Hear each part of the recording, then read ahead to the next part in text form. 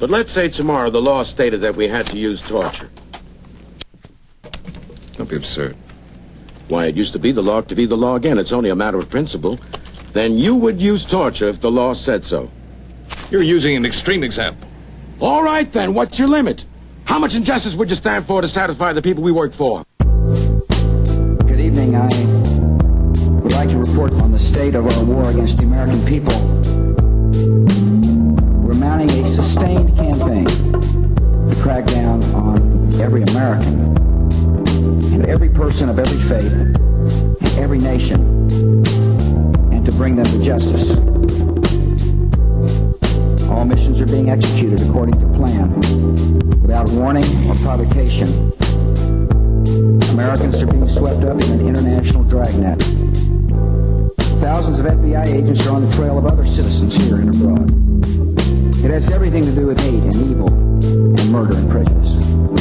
America is strong. Federal agents, we are armed!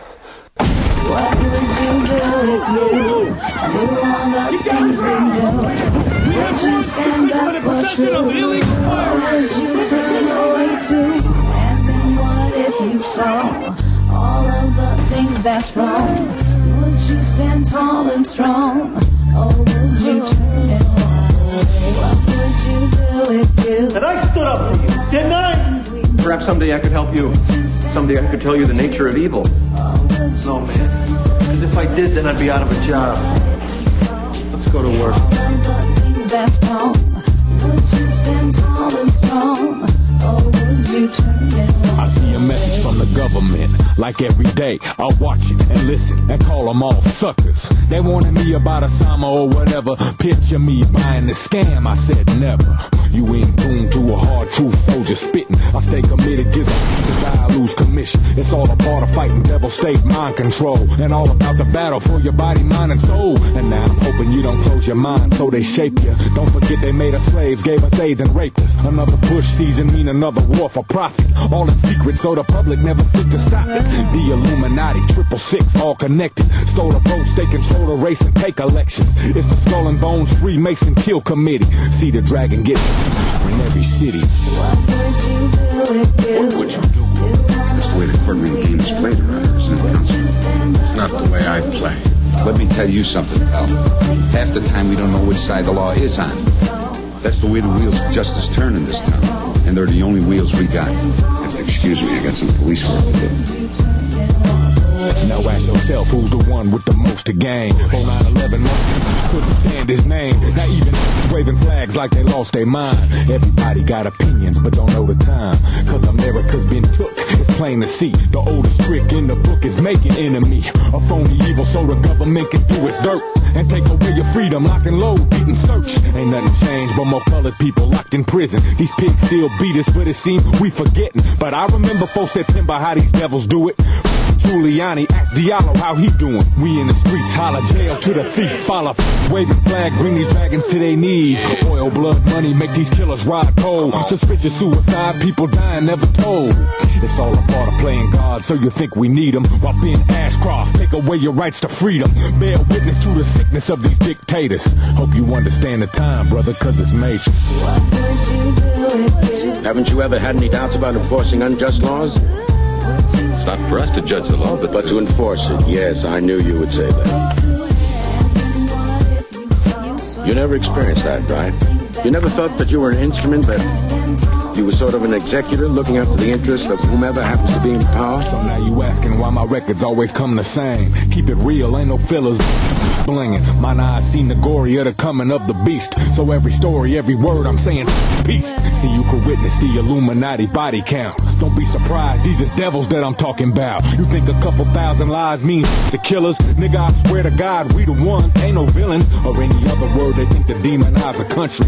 Ain't no terror threat unless approval rating slumping. So I'ma say it for the record, we the ones that planned it. Ain't no other country took a part or had their hand in. Just a way to keep you scary so you think you need them. Praising Bush while that killer take away your freedom. How many of us got discovered but ignore the symptoms? Talking loud but ain't nobody saying it. And with the Fourth Amendment gone, eyes are on the first. That's why I'm spitting cyanide each and every verse. I see the Carlisle group and Harris bank accounts. I see them plead the fifth each and every session now. And while White Stag burns, see the public buy it. I see the profiling, see the media's compliance. War's good for business, see the vicious make a savior. Hope you understand the time, brother, cause it's major. What would you do if you knew all the things we know? Would you stand up for truth? Or would you turn away too? And then what if you saw all of the things that's wrong? Would you stand tall and strong? Or would you...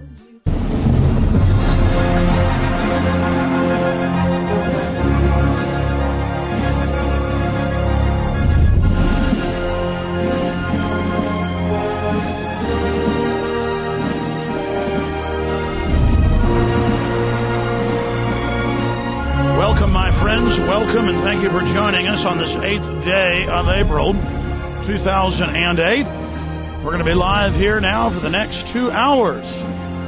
That's right. I've decided to go ahead and do a 5th hour today till 4 p.m. Central Time because I was going to be in studio already for like 30, 45 minutes doing national out of London, British radio. So we're going to do a simulcast with them in the next hour. A lot of news we're going to be covering, like the one here that I only got to briefly in the last hour. Rabbi, second most powerful rabbi in Israel, life of one yeshiva boy worth more than 1,000 Arabs. Charlton Heston and some of his pro-gun control activities. We might as well just be honest about this, but I still defend the guy because he talked about how he was conned earlier in life. Also, Homeland spy satellite plan ignores Constitution.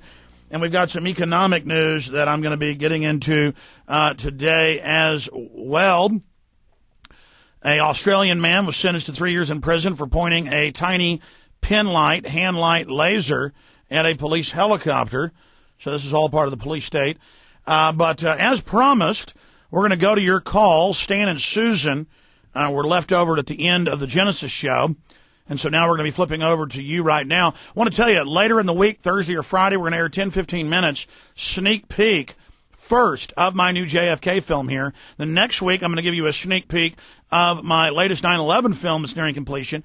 And I have a secret 9/11 film I've been working on for a while that'll also be coming out by the end of the year. But, yeah, I'm not going to talk about that right now. I'll just let folks know that for those of you that have wanted to hear more about the Israeli angle, there's quite a bit of that in there. But there's some other information in there as well. Everyone just wants me to go all the way to the edge so they kill me. And I guess I've got to satisfy you or something. But we'll be covering it all on the show today. The number to join us is 512-646-5400.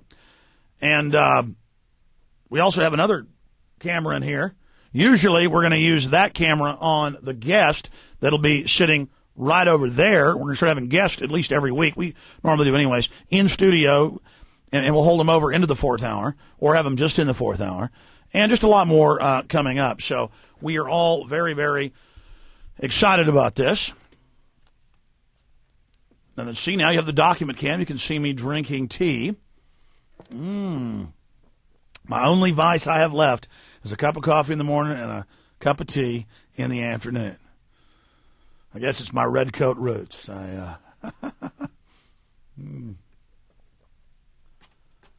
Okay, I'm going to quit screwing around. You're tuned in to hear information, and we're certainly going to do that. Let's go ahead and first go to Stan, and then we'll go to Susan. And then we'll go to everybody else. Stan, you're on the air from Colorado. Or Steve, excuse me. Go ahead, you're on the air. Oh, Susan's first. Okay, I'm sorry. Susan, new phone system in Texas. You're on the air. Hey, there's been something about the North American Union that I've been wanting to call you about. Today turned out to be a really good day to do it because of the article that's in the New York Times. I think one of the reasons that they want to dissolve the borders is I believe the American oil industry wants to recapture the Mexican oil industry. They were kicked out of Mexico in 1938 when Mexico nationalized their oil industry, and I've never heard anybody really talk about this. One of the comments that is in the paper is in Mexico, it's a symbol of sovereignty and nationalism, And I have a feeling that the Reconquista people, if they really knew more about this, they would be, once again waking up to how they're being used. Well, I agree with you, but it's not even the U.S. oil industry. It's the globalists are completely merged with the Mexican billionaires. The richest man in the Americas now is not Bill Gates. Last year it was listed as a Mexican. It's the perfect system of slaves and the ruling elite. And then they're going to use their slaves down there to overrun and break down the borders, the sovereignty, the wages here. That's why Rob Allen and co. 3 years ago, it came out in the Dallas Morning News that they were going to finance demonstrations nationwide, and that's what you saw. Thank God it backfired. They wouldn't take the free American flags out of the backs of Rob Allen and co. paid-for trucks. American flags, they brought their own Mexican flags, so it blew up in everybody's face on that side. Another issue I would just like to remind listeners about is AIDS as a bioweapon. Dr. Leonard Horowitz's book, Emerging Viruses, 500 pages of incredible detail. Every study that he dug up from the National Cancer Institute. Oh, it's all Navy programs, congressional programs, an autoimmune weapon to kill the blacks. And anybody who doubts that, if they'll read that book, there will be no doubt. Well, you can find a lot of those documents online, too. Good. Absolutely. Anything else? That'll do it for today. Thanks. Good to hear from you. I really appreciate you holding to tell us that. Take care. Thank you. Rhett in Alabama, you're on the air. Go ahead. Hi, Alex. I got a short story to preface my point for calling. It's kind of lengthy, but I'll try and keep it quick. The other day, when I was studying, my friend came in, and I had you playing in the background, and you were talking about Ted Turner and his eugenics rant. And my friend says, "What's this?" And I turned you down, and I started telling him about it, and I went off on this tirade. And by the time I'm done, I was just so overloaded with information. He was thinking that Ted Turner was the head of some, crazy conspiracy to, wipe out a huge population on the planet, which, wasn't the point that I tried to make at all. So I realized that we have a problem. When you're trying to wake somebody up to, what's really going on in the world, we lack a lot of efficiency, in informing the people because we don't have a predetermined strategy. So I figured a solution to this, right? If we sit down and, during the day and we think up, 2-3 arguments that we can have, pre-prepared to tell someone when you're trying to wake them up, then I think we'll have a greater success rate in, allowing them to see, 9/11, the New World Order, the eugenics front. Rhett, I think it's 6 one way, half a dozen another. I think it's more confidence that's important because everybody goes off if someone telling them something in a confident way. And that's the key to sales. And then giving them documents and saying, hey, there's a lot of kooky conspiracy people, but there's also a lot of stuff that's true. You ought to check into what's true. Do you know about eugenics? Do you know about Hitler? And say, well, he learned that. I completely agree. But also, let me just add that it's 6 one way, half a dozen the other. Some people, it's effective to be smooth about it and slow. Others, it's better to hit them upside the head with a psychological 2x4. And I think I've been the most effective out there of any one person fighting the New World Order. I mean, that's what everybody says, and I think that's really true, which is quite a weight on me because I'm not that good at this. But I think it is because I am aggressive and in your face, and people also can resonate in their guts. They know I'm telling the truth, and so they resonate. My great frustration is I seem to wake up so many people, and then to the New World Order, and then they run off and get into all the kooky, weird groups that are full of bull. Right. And so, in a way, I'm actually doing a lot of bad. And I used to ignore it. Alex, you're a huge rallying point for everybody. I mean, there's no group, the Alex Jones audience. We all look to you as a flag or a standard. You're the flag bearer behind all of us. I better do a good job. That's all I can say. Yeah. Anyway, so I made a small solution for the most effective way. I've studied marketing. The most effective way to wake people up. So if we have a few predetermined, not arguments, but speeches we could give to someone, just an everyday conversation.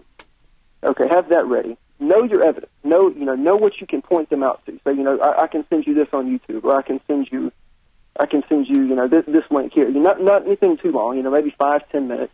Just don't overload them. Get their information, and then stay in contact with them. We really have to go out of our way here. Really put an effort into waking people up to this global agenda that's threatening America. Well, I agree with you, and I really appreciate you calling into the show today, Rhett. Now let's go ahead and talk to William in Texas. Alex, thanks for taking my call. I tell you, you woke me up a number of years ago with all this information, and dealing with that second Amendment rights. I wanted to find out what your opinion is on the license to carry, whether you think that would be a good idea for an individual. And one other quick thing, and then I'll get out of your way here on that, is that that excerpt book, Brave New World Revisited, is a really good overview of some of the information on the New World Order, how long it's been going on, and what's Aldous Huxley wrote Brave New World in 33 or 30. He wrote it in 32, published 32 from memory, if that serves. And then he wrote Revisited in the 50s, right? Yeah, absolutely. Yeah, I read both years ago. I need to read them again, but Huxley, before he died, and by the way, that's some of those clips are in Endgame, but on the website we put the whole hour-long speech at Berkeley 2 months before he died, and he came out and eloquently laid out, and he's from one of the most elite families in England, one of the wealthiest, that, no, he wrote this in 33 because this is what they were planning to do, and that the science then knew about cloning people to be a slave class and dumbing down with injections and poisons in the water the subclasses, and I mean, that was written in 33. And so then, those guys were in power 100 years ago, 50 years ago. They're in power today. But so, go ahead. Tell us about Brave New World Revisited. Well, it gives a short synopsis on the Brave New World, the first issue in that. But what it does, it really gives you a perspective as to where they were, how much information was available at that time, and where they're coming from, and how we can, better have an idea of what's already in place way back even at that time frame.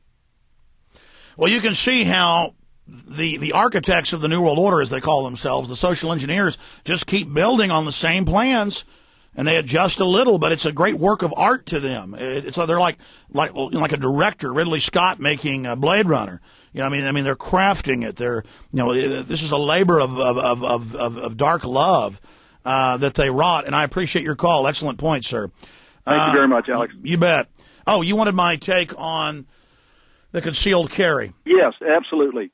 Well, let me just let you go, and I'll try to give you my take on it. I mean, do you want to give us your take on it first? Well, it's one of these things I've been considering, but I'm just a little leery with all that fingerprinting and information that they have, available. It's a gun. It's a gun registration is what it is. Exactly. Okay, let me comment on it. Thank you so much. You bet. Thank you. I am against the concealed carry. I think it's bad. If you look at Vermont or you look at Arizona, where they have just right to carry, whatever you want. Have the gun, have it concealed, not concealed, wear it in plain view. Now, it goes back to Anglo-Saxon common law that all free men had arms. The symbol of being free, not being a slave, was you had arms. Swords. And then going back 600 years ago, handguns, rifles, blunderbuss, things of that nature. And so, but the law was you were an assassin or a thief if you hid your arms. And so it was against Anglo-Saxon common law that was Germanic and Norman and Celtic law mixed together with a smattering of Mosaic law, because that had been Christianized by then. But unusually enough, the Mosaic or Jewish law was very similar to the Anglo-Saxon. It was just like kind of an ancient common law. Tribes all over the world had similar laws, in an African village 5,000 years ago, the men all could have arms from the other tribe and from animals. See, that's how you could have the Jewish law the same as the Germanic law, very similar. So that's where we get the idea in our law that you can't, that you can't have a concealed gun. So that's why the government comes in and tricks you and says, oh, you got to get a permit for a concealed carry, because under common law and under the Constitution, Bill of Rights, Federalist Papers, Second Amendment, you can have rifles, handguns, whatever. You just can't conceal them. So a license is an authorization to do something that would be illegal. It is a permission slip. Like I have a hunting license to hunt in the king's land. 90+% of the land in England or France, feudal Europe, would be off limits to the serfs as a control mechanism. But sometimes the king would want food brought into his table or into his lord's table, and they'd say, okay, here is a license on leather for $2 or 5 rabbits or 6 pheasants. And then you were the people that lived in government housing in and around the local lords who served them, they were the uppities. They got to, go out and they got to eat and they got to live and they got to do okay. But the little serfs living out, who had to give 25% of all their grain or whatever they produced each year as a tax, they were kept at a subsistence level and were never allowed to enjoy meat. Okay? So it's all a control mechanism. So it's a trick. Whereas, except in a few states like Illinois, New York, a few others, where you can't have the guns openly, they come into states to see. In New York 60 plus years ago, they came in and said, "Oh, just get a permit to have a gun," and it was $5, and and they did, and then suddenly, "Oh, we don't give those permits anymore." They incrementally made it harder and harder. So it's habitualizing us to slavery. They come into Florida, they come into Texas, they come into all these great states, 30 something of them now.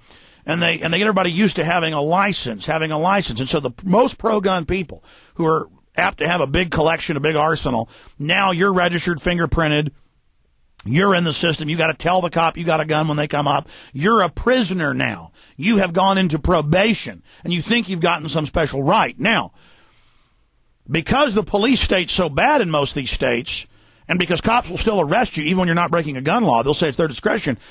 It's not a bad thing if you're a business owner or carry a lot of money or are getting threats to have the concealed carry just so you don't get into trouble with these people. But it doesn't matter. I know people who have concealed carries that have accidentally walked on the UT campus. I mean, they got a fanny pack and they walk 10 feet on the UT campus. Those guys are watching. They run over to a computer guy, no criminal record, worth millions of dollars, I know.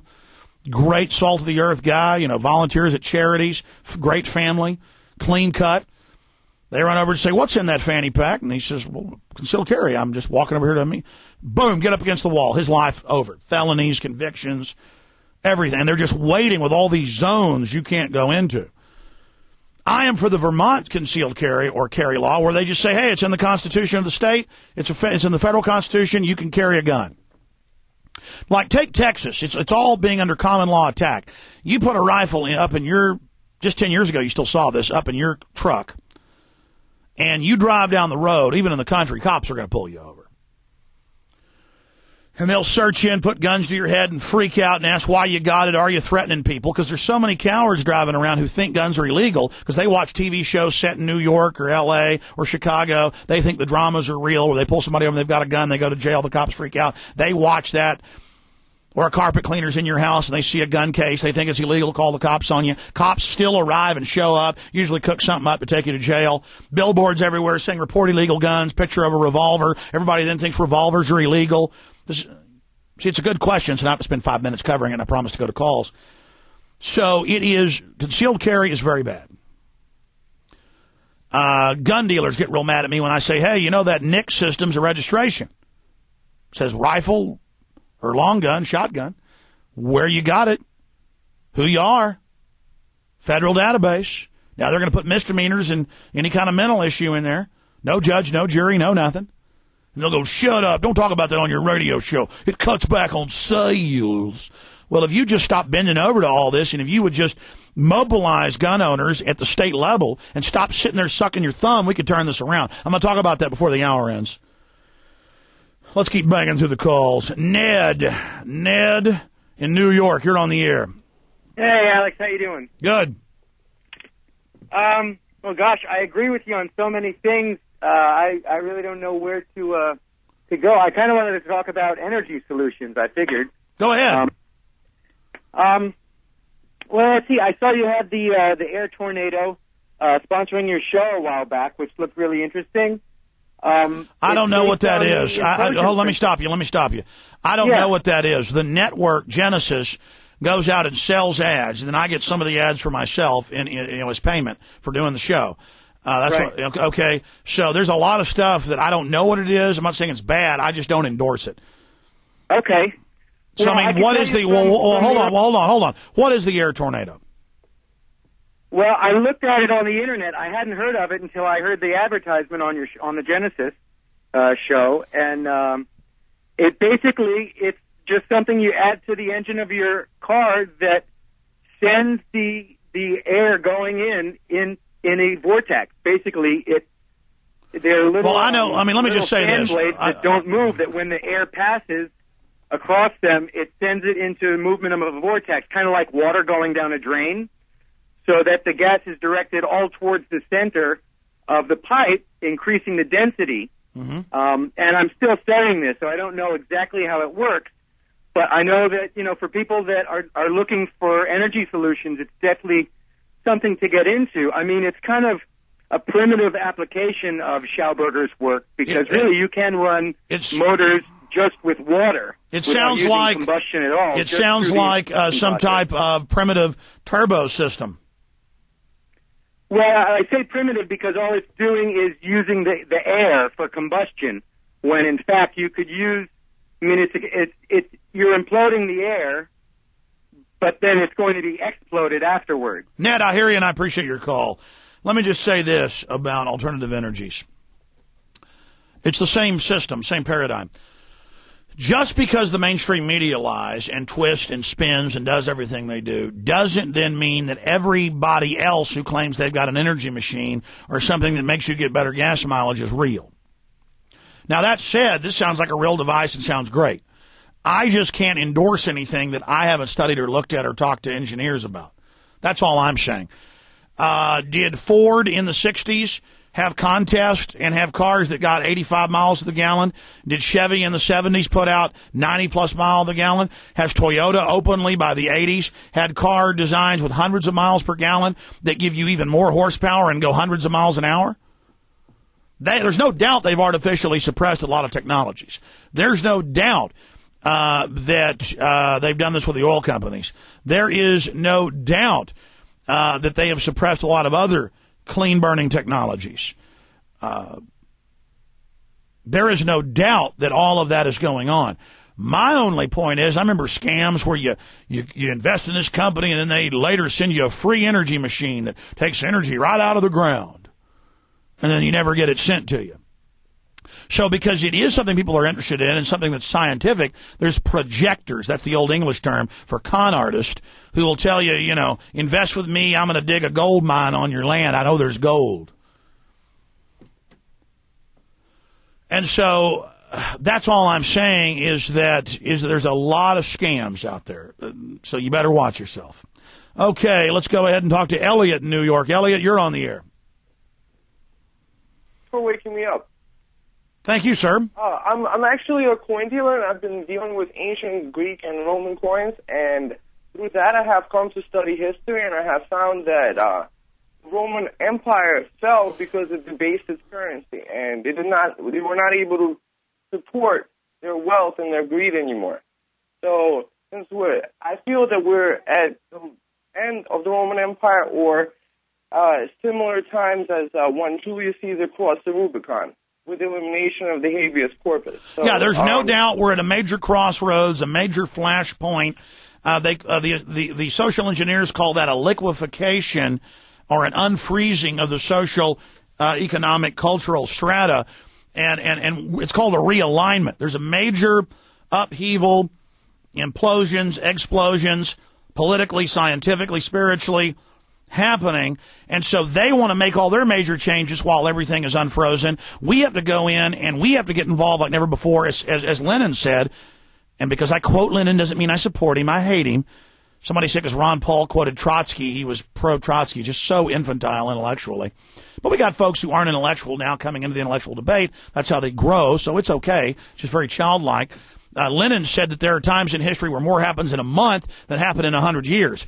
We are now in that period, but because of technology accelerating, it's not just going to be one big renaissance, but a whole bunch of renaissance together. One acceleration into another acceleration, into another acceleration, on into the singularity. Go ahead, you got the floor. Yeah, so if you want, you guys can visit my website at janusnumismatics.com. JANUSNUMIS. Hey, that's a good plug, but you know what? Hey, that's a good plug. But hey, for the plug, can I have? Even like one of the $10 Greek ones or one of the old Romans. I like those. I give those as Christmas gifts. Family really gets off on it with a little card. Do you have little cards? You ought to be a sponsor with a. Oh yeah, I wanted to, but when I called up your GCN network, they said that Ted Anderson was dealing with coins, but but so you can call me And I believe if it's ancient coins, you should be on my website. I turn out a lot of gold dealers for Ted, but I have no problem with the old coins. And sir, I appreciate your calls. Just contact my office. But to be serious, there I was being a bit sarcastic. I'm not a big collector, except of ancient things, but not because I like to hoard things, but because it's so interesting. But I mean, nothing expensive. You know, I just remembered, I just moved a while back, and I don't even know where in all the moving, I had like 10 coins. One of them was gold, but it was like Babylonian, like 3,000 years old. But the others were like $20 a piece and stuff. They were like Roman and things, and just so beautiful. One was Greek and had a Pegasus on it. Where are my coins? Ha ha ha! But talk about those are neat gifts, ladies and gentlemen. Like giving somebody a Revolutionary War musket. Now that cost like $1,000, and I haven't bought one of those yet. But I almost bought one for a friend who's done so much for me. I just don't have the time to find the right one. But that's a piece of history, man. All right, now I'm really digressing like an idiot. Robert in Nevada, you're on the air. Hello. Best wishes to my favorite Aquarius on your new diet. Thank you. I have a couple of quick questions and a comment. Question number one, how do you rate the Philippines as a potential place to get away from any potential political problems we may be undergoing? I know Art Bell ran there and was in a luxury high-rise and pulled out in less than a year. There's kidnapping there. The Philippines is really sunken into problems. The globalists fund fake al-Qaeda groups. Their own military's taking control of a shopping mall peacefully just to get international media attention and point out, it was like a top colonel did it, pointing out that the U.S. funds al-Qaeda there actually to bring the government down, against their Christian government. Of course, al-Qaeda works for the New World Order, so of course that's their job in Serbia, Iraq, Iran, Afghanistan, Pakistan. That's their job. They are the super force of the New World Order, the super boogeyman. But from what I've got, the Philippines is not a safe place. They got real-life pirates there, real-life people there. Even if you've got money and are in some armored compound, they'll still try to come in on you. I know that Arthur C. Clarke, who just died a few weeks ago, lived in Sri Lanka that's had revolution and killing, but he was in an armored compound and was pretty safe. Costa Rica is one of the best places, but it's now losing a lot of its freedom. You got the money, the Virgin Islands, the British Virgin Islands. A lot of the big money is going to New Zealand or the Cook Islands. Okay. Second question. If someone gets reported to Child Protective Services and maybe they don't immediately get into hot water, but they're, not doing very well economically, they don't make a lot of money, and they don't live in a great part of town, does their name stay in the system? Oh, absolutely. They're always hawking around and flapping about, and it's worth it to keep your old driver's license and move to another part of the city or even a town nearby, and then keep the old license and to not put your name in any private database, anything, just to keep the blood-sucking pedophiles away from your children. Okay, and two quick comments. I was lucky enough to find a website where a semi-retired Florida lawyer put out a really useful course on how to actually handle a lawsuit on your own. It's called Juris. That's J as in John, U-R-I-S, Juris Dictionary, jurisdictionary.com. And it's solid gold. It's really great. And my second comment is that I had to endure something that a lot of your listeners will in the future years, I'm afraid, where some greedy brothers and sisters, when the parents die, will call Elder Protective Services. And the social workers, a lot of people don't understand, they will work night and day to get you thrown in jail.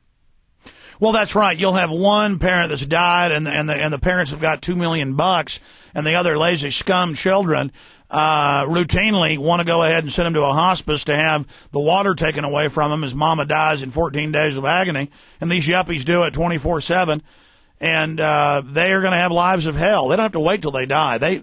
You do things like that, the universe is going to hurt you. Yes. I don't think they understand that. I'm scared to do bad stuff because I know how the world works, man. You reap what you sow. You better believe it. Yes, I was lucky enough to get a social worker evidently fired because she left a nasty message on my answering machine because normally everything they do has no fingerprints. They never answer a letter. They never want to be taped or anything else. Yeah, that's right. It's good. For a couple $100, you can buy a VCR and have a camera mounted at your front door. And then you want to have like a locking screen door because they'll try to push their way in. And usually you just ignore it, but if they keep banging and flip out, you come and you just have it in the bookshelf with books in front of it. You pull a book out, you hit record, you have it tested. You may not use it for 5 years. And you hit the record, and then they'll never expect it. And you got that little camera hidden up there in the eave, and boy, you can burn them good. A lot of them go to prison over that. More and more of us are setting this up. Yes, I had a brother blow in from out of town, and he insisted that my mother have a nurse come in to be checking on her, and the nurse would just sit around and watch TV and read the National Enquirer. And when I changed my working hours and asked the nurse not to come by for a few weeks, they called the elder services on you. Well, she got with a social worker. When the social worker left me a message on my answering machine, I called and left the social worker a message on her answering machine telling her to write me with any questions she had, and then she called Elder Protective Services. Well, that's what they do. I appreciate your call. Remember, the government with children, I haven't seen the numbers on elderly. I know it's bad, though. Actually, I have seen some numbers, but I can't remember them. 5 times more likely to abuse you. The most dangerous place for a child is with the government. 5 times.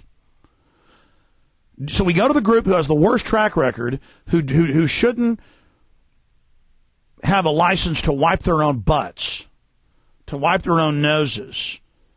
And look, there's some good social workers in some areas, but the system itself is predatory and set up by eugenicists. And to take over the family, to take over the whole system, to take over the entire society. And they do this over and over and over again. You know, expanding them out into other facets of our daily lives.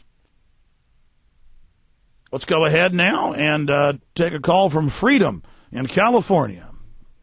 Hi, Alex. How are you doing? Good. I'm going to start blitzing now. Go ahead. Go fast. Okay. Really, to do this properly, you and I would need about an hour to debate the things that I have to debate with you. But I think that I agree with you about 95% of the things that you talk about and discuss. So I wanted to talk to you about some of the things I don't agree with you about. Well, number one, I don't believe that any planes went into the Twin Towers.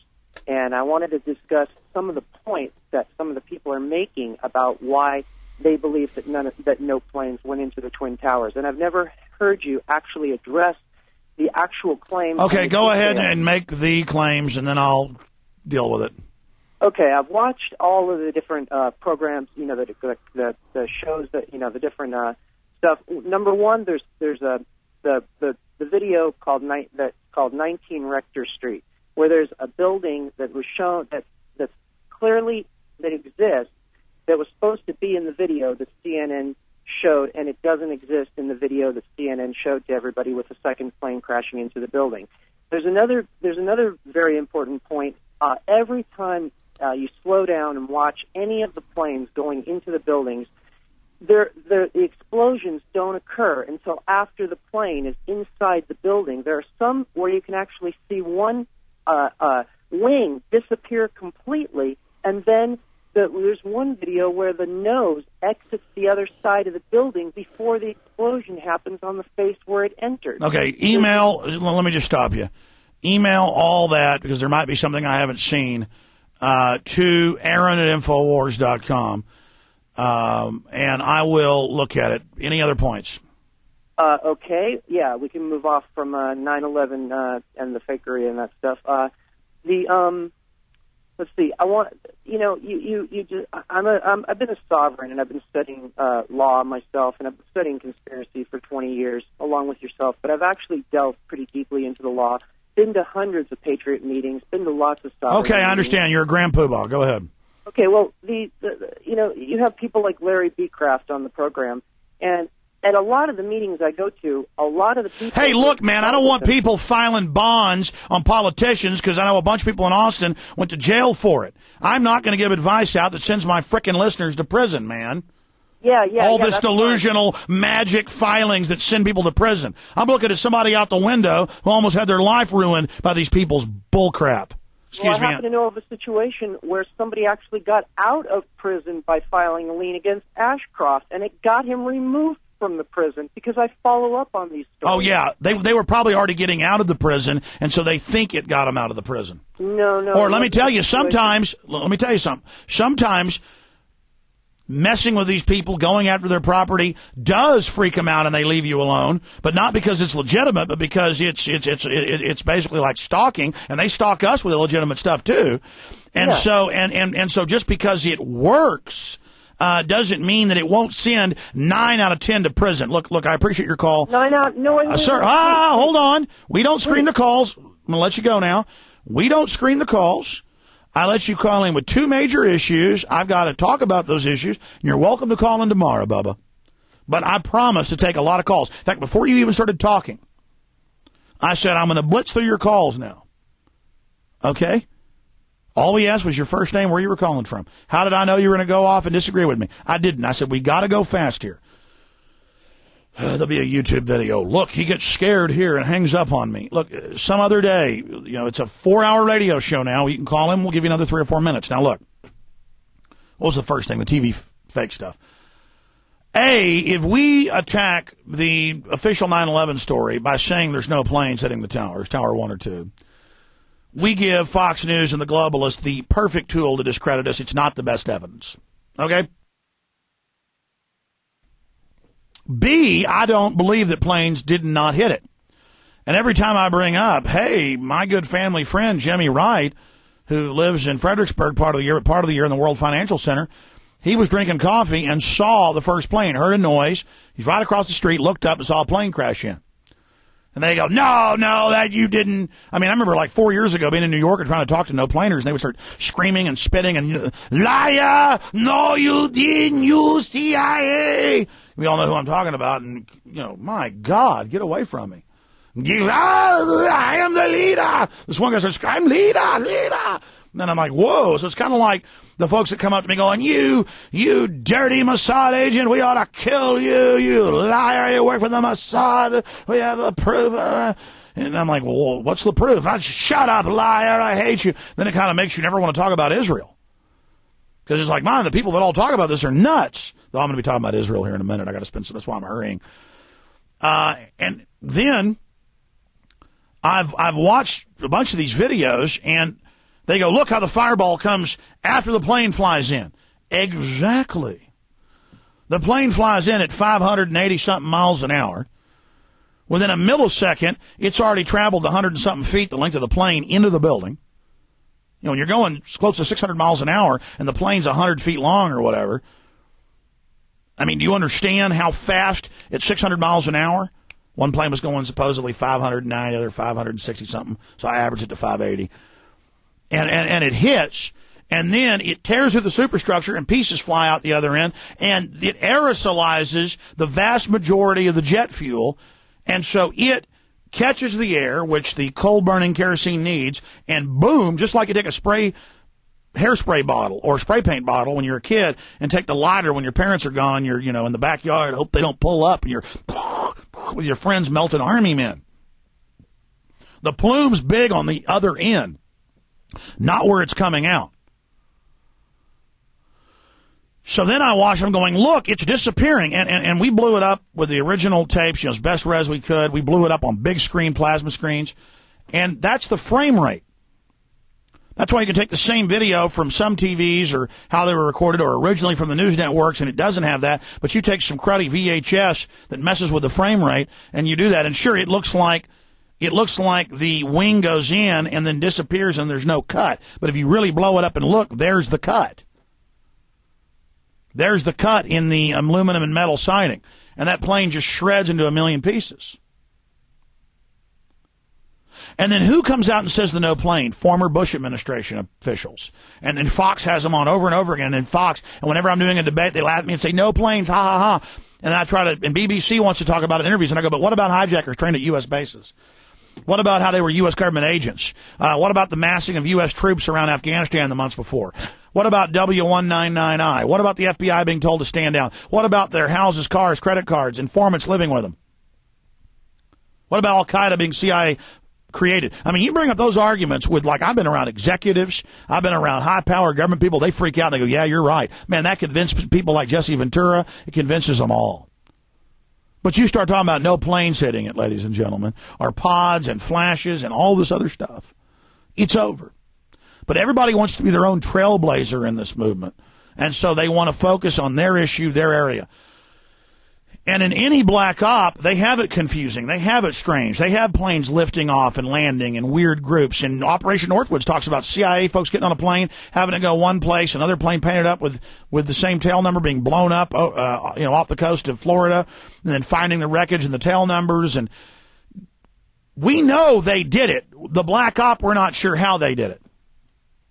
And so you were reasonable and sounded like a normal person, so I answered your question. The normal no-planers are just completely nuts. I mean, they are completely out of their minds and vicious and aggressive and lying and slanderous and then they've always got former admitted spooks and former admitted people from CIA universities running around spewing. And I've been at hotels around these people and had them walk up and go, "Yeah, you and all you people are going to, sue when we take over." And of course, I can't go on air and say who said that to me because no one would believe it, and then the person could sue me. Just like I've had an anarchist walk up to me before, and I'll go, "You work for those cops on the top of the building?" And they go, "Yeah, we do, and we're going to kill you, you son of a bitch, soon." And I'm like, "Get the camera over here, Mike." And Mike's over there interviewing, cops trying to start a fight dressed up like anarchists, and we got that on video and aired it on Access, and I'm so busy I can't find the original tape. It's pure gold. It's even worse than what you saw in Ottawa, where they were staging, and of course it came out on national news it was staged, now admitted. I mean, I've been there with them on the street when they walk up and they go, "We're going to," just all sorts of things. I remember 3 years ago, one of them, I went to dinner with one of them, and I knew they were they use unstable, provocateur, informant types who they've got a lot of dirt on, who are perfect to go out. Just like the guys they have that, quote, are official ground zero tour guides. And, man, you'll be in person with them when the camera moves off, and they'll just point blank going, "How long do you think you'll get away with this, Jones? We're going to deal with you." And it's just point blank. You're dealing with a hardcore special ops killer. I mean, you can just look at them, high and tight haircut, 40 years old, carried out lots of black ops. You go find out it's not even their name. We've trailed them, seen them meet with the police. I mean, it's serious. It's just like the fellow called in the other day. He was at a CFR book signing with a CFR, one of the head guys, and he walks over and says, "The New World Order is falling apart." But Zygmunt Brzezinski said 30 years behind, and the guy puts the pen down and says, "We will recover." I mean, I've been at the Capitol before and had the Speaker of the House years ago waddle over and go, "Alex, you're a smart guy. The people don't want your help. They want to be dumb. The way you change the process is compromising and joining us. Y'all just join us." And he's wearing a $3,000 suit, had a sharp haircut, sharp jewelry on. He was like, "Here's my card. Give me a call sometime. Let's get dinner. I'd like to work with you." And I had one of the most high-powered Democratic Party members in Austin call me when I played an Access show with clips off C-SPAN of him meeting with communist Chinese in the White House, and it was him with Clinton in the meetings. And he called up, and he was, "Alex, you know what? Bill Clinton's a great person. I don't appreciate you talking bad about him and what you did with me. Why don't you just join us?" That's how you know these people are real. The no-planers, ladies and gentlemen, are operatives at the top. Now, they got a lot of well-meaning people. They're handling you. They're manipulating you. Like a lot of the people that say Israel runs it all crowd. They're meant to act wacky and crazy and mix crazy stuff in with it. And notice they'll operate for about a year or two, get your confidence, and then they'll start talking about UFOs, moon landings, Neanderthal, just craziness. And by then you're already emotionally committed to it. And so you can't pull out of the craziness. See, they don't want you to legitimately come to the table and legitimately have an effect. They don't want you to legitimately expose what they're doing.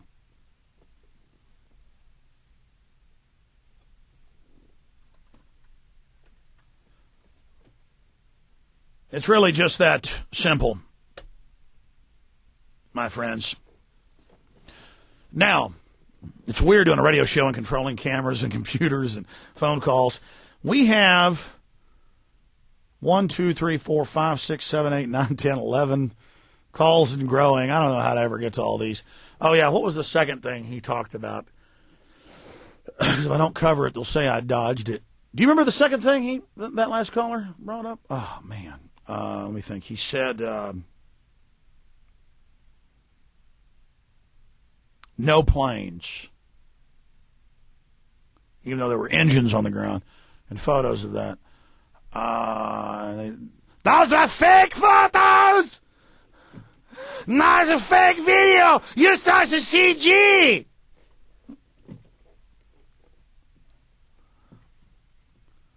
That same guy comes down to Ground Zero a few weeks ago while We Are Change are down there with a sign saying 9/11 Truth, We Are Change, carried out the bombing of the Armed Forces Recruiting Center in Times Square.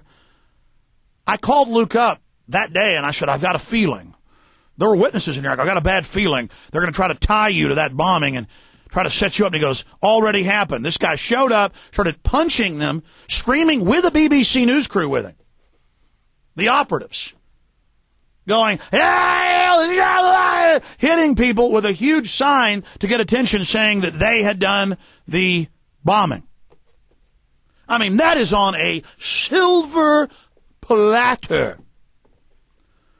And Luke said, should I put the video out? And I said, don't do it. Don't give him attention. You know what? I'm wrong. Let's let it all hang out. In fact, call Luke. I mean, Luke doesn't follow my orders either. He calls me out once a week and asks what he thinks what he should do. And half the time he doesn't listen to me. Go ahead and call Luke and just tell him to put the video up. Maybe we'll play it tomorrow here. I am the leader. I was at one meeting one time, and they had him up to speak, and he goes, you must all follow me. I am the leader. No planes. Effing blizzard, cooling, balling. Hair sticking up in all directions, disheveled, mustard stains on the front of his shirt. Yeah. And I always thought he was just mentally ill until I saw that he was being handled by BBC and all these other people. And little winks and nods and friendlinesses with the people down there affiliated with Screw Loose Change and the rest of it, who are down there advising the crowds and creeping around. I mean, they're running an operation, and I got news for them. Your operation's blown. You have failed miserably. You have failed in a big way.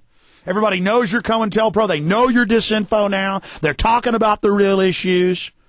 One of the embassy heads, Springman, who I first interviewed 6+ years ago, almost 7 years ago, within 2 months of 9/11, he's now out there talking about how the hijackers were U.S. government agents and he was ordered to let them back into the country.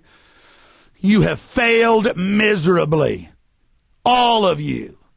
And you're going to go on failing. You understand me? And you can kill us individually, but I want you to know that ideas are bulletproof. And you're all going to be brought to justice. Do you understand? You're all going to be dealt with. Do you understand me? We are sick of you murderers. And all of you that support their system and support the lie and help push the lie, you are accomplices to all of it.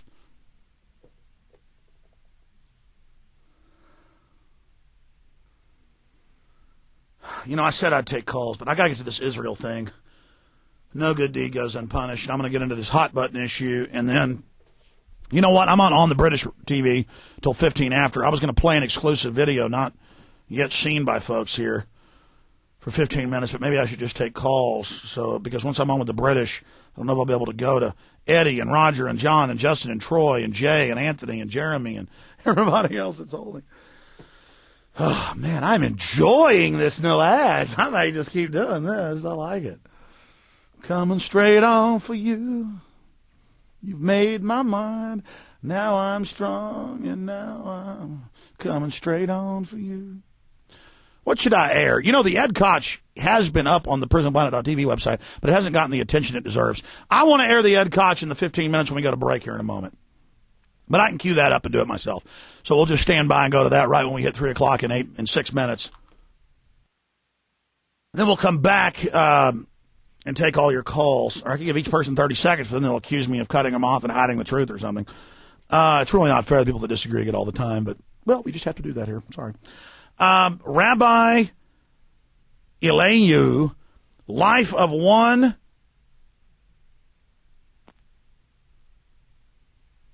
Israeli worth more than 1,000 Arabs.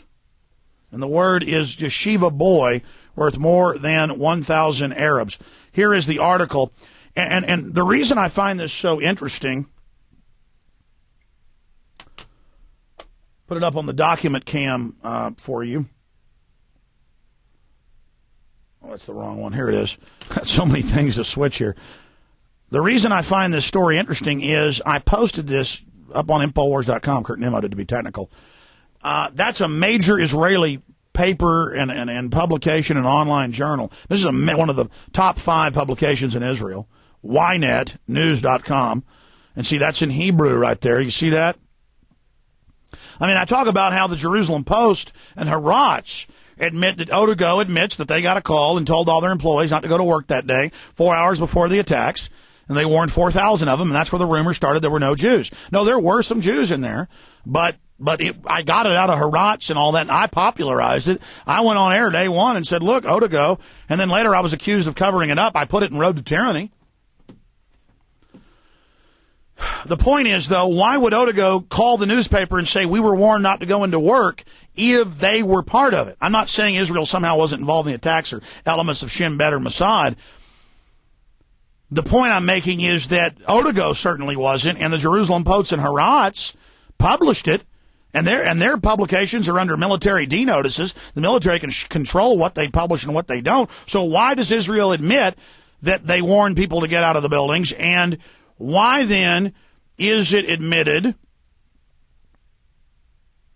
that on top of all of that, that they've created fake al-Qaeda groups and staged bombings as a pretext to kill the peace process?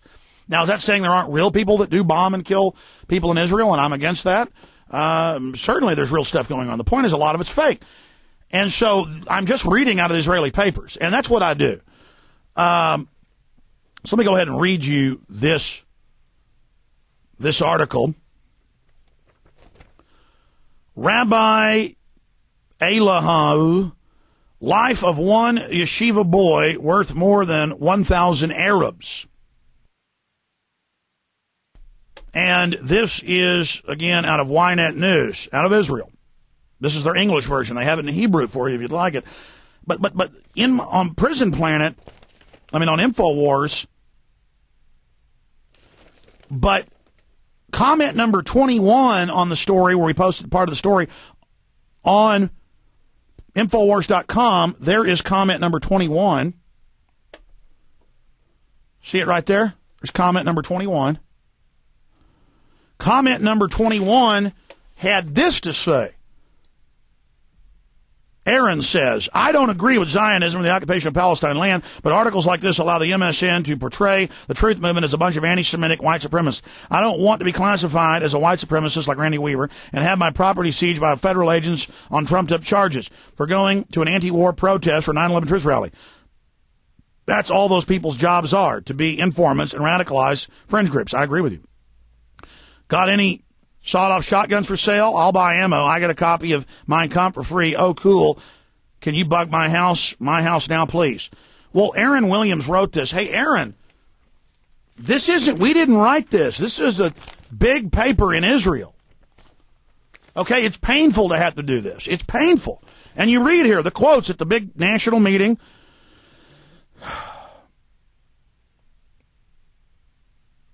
And it's head of the Merskov Harav Yeshiva chose to explain the attack by saying the Torah and the land of Israel are acquired only through agony. Former Sephardi chief rabbi Mordecai Eliyahu called on the government to decree for every life lost in the attack against Yeshiva, the township will be formed. Even when we seek revenge, it is important to make one thing clear. The life of one yeshiva boy is worth more than the lives of 1,000 Arabs. The Talmud states that if the Gentiles rob Israel of silver, they will pay it back in gold, and all that is taken will be paid back in folds.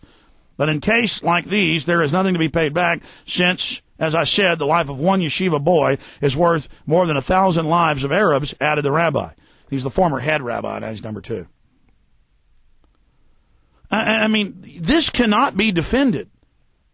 And they advertise this in here. Now, the paper goes on to say, Ramat Gan's chief rabbi, Yaakova Ariel, chose to deliver a more moderate message, so they slightly criticize it. We do not seek vengeance, we seek retaliation. The terrorist house should have been demolished immediately, regardless of the law, and again it goes on from there.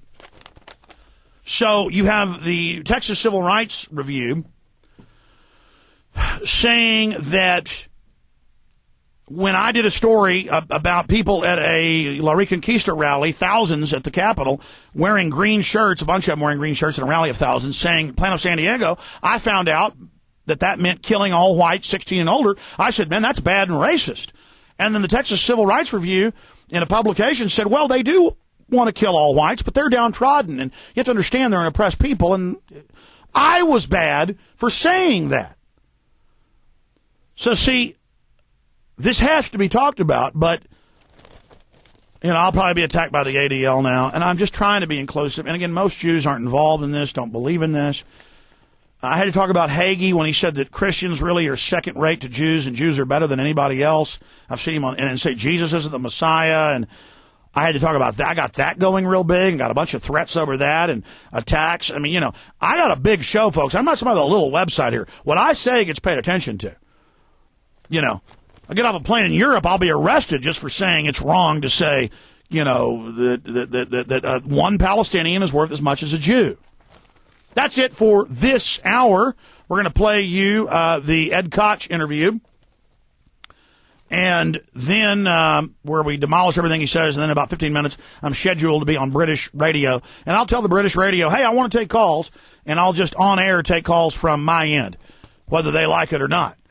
So that is coming up. We'll be right back in 15 minutes. I want everybody to stay with me.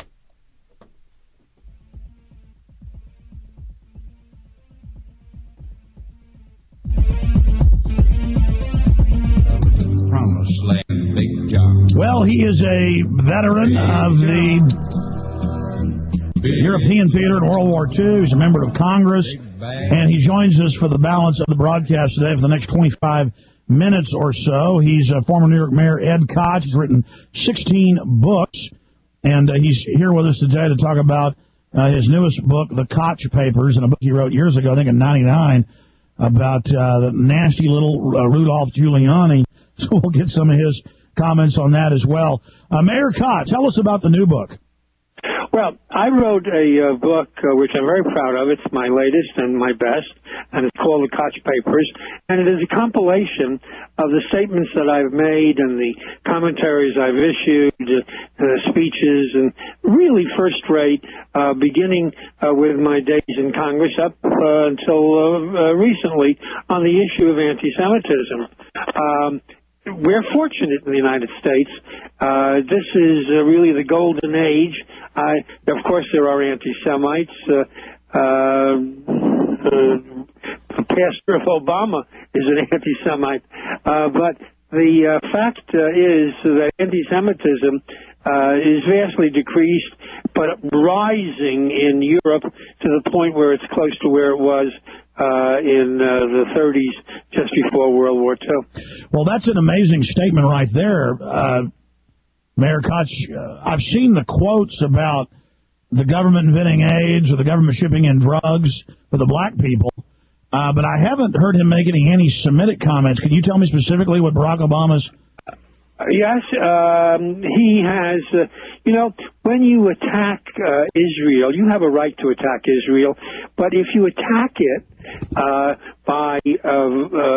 when you would not attack another country for doing the same thing, then it's anti-Semitism in my judgment. So let me give you an illustration. He and others attack Israel because it engages in self-defense against Palestinian terrorism, and he says that the Israeli treats the Palestinians worse than the Nazis treated the Jews. That's ridiculous. And secondly, what the Israelis are doing is, for example, what the Turks are doing today. They go into Iraq to go after the terrorists that enter Turkey to kill Turks. And I haven't seen anybody criticize the Turks for doing that. That's the right of self-defense. Well, Mayor Koch, you were in Congress, weren't you, at the same time that Jimmy Carter was in office? I was. And I've seen photos with you meeting with him. I mean, would you call him? I know. I mean, would you call him friends? I mean, are you saying that Jimmy Carter, or would you say Jimmy Carter's anti-Semitic? No, I wouldn't say he was anti-Semitic. I would say he was hostile to Israel, but not anti-Semitic. There is a difference. You can be critical of Israel if you criticize it for the same reasons that you criticize other countries.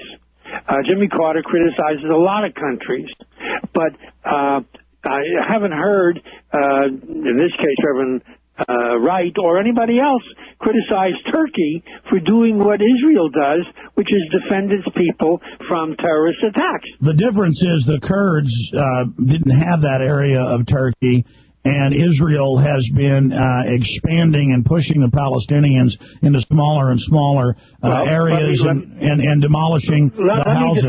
Let me defend that. Firstly, Israel has agreed to the two-state solution called the roadmap, which President Bush and others have urged. The Palestinians under Hamas in the West Bank says no.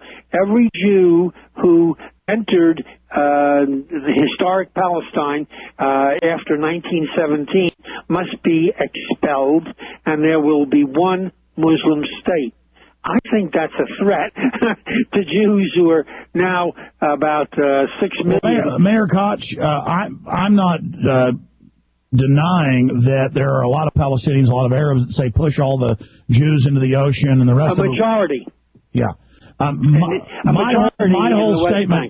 whole statement is that the Arabs were not there killing Jews until 47, 48, when Israel blew up the hotel. It's not true. It happens that, for example, in the mid-30s, the Arabs killed every Jew in Hebron. In the mid-30s, the Jews were living. You may not accept it as such. I don't know. Maybe you do. But Jews have lived in the area which was known originally as Judea and Samaria until the Romans destroyed the Jewish kingdoms.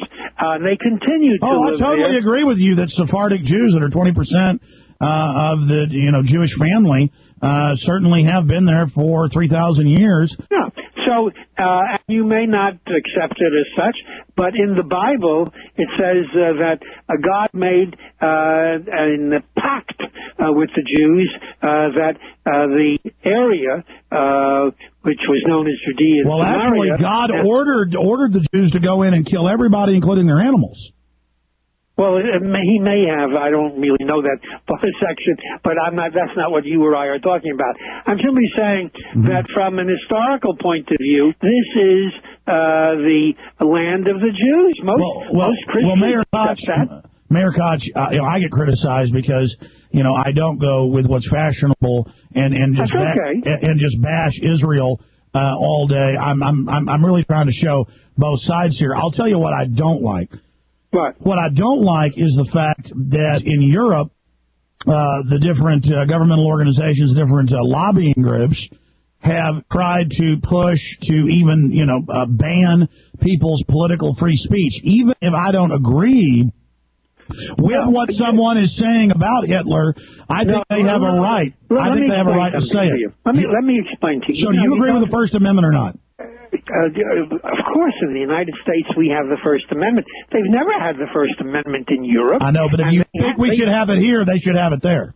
No, not at all. Each country has its own laws, and in Europe, because of Adolf Hitler, in Germany, in France, and in England, they have said that you may not, under penalty of criminal law, say that there was never Holocaust. Now, Holocaust deniers say, "Oh, Hitler didn't kill the Jews." But now, Mayor Koch, we know what they say, Mayor Koch.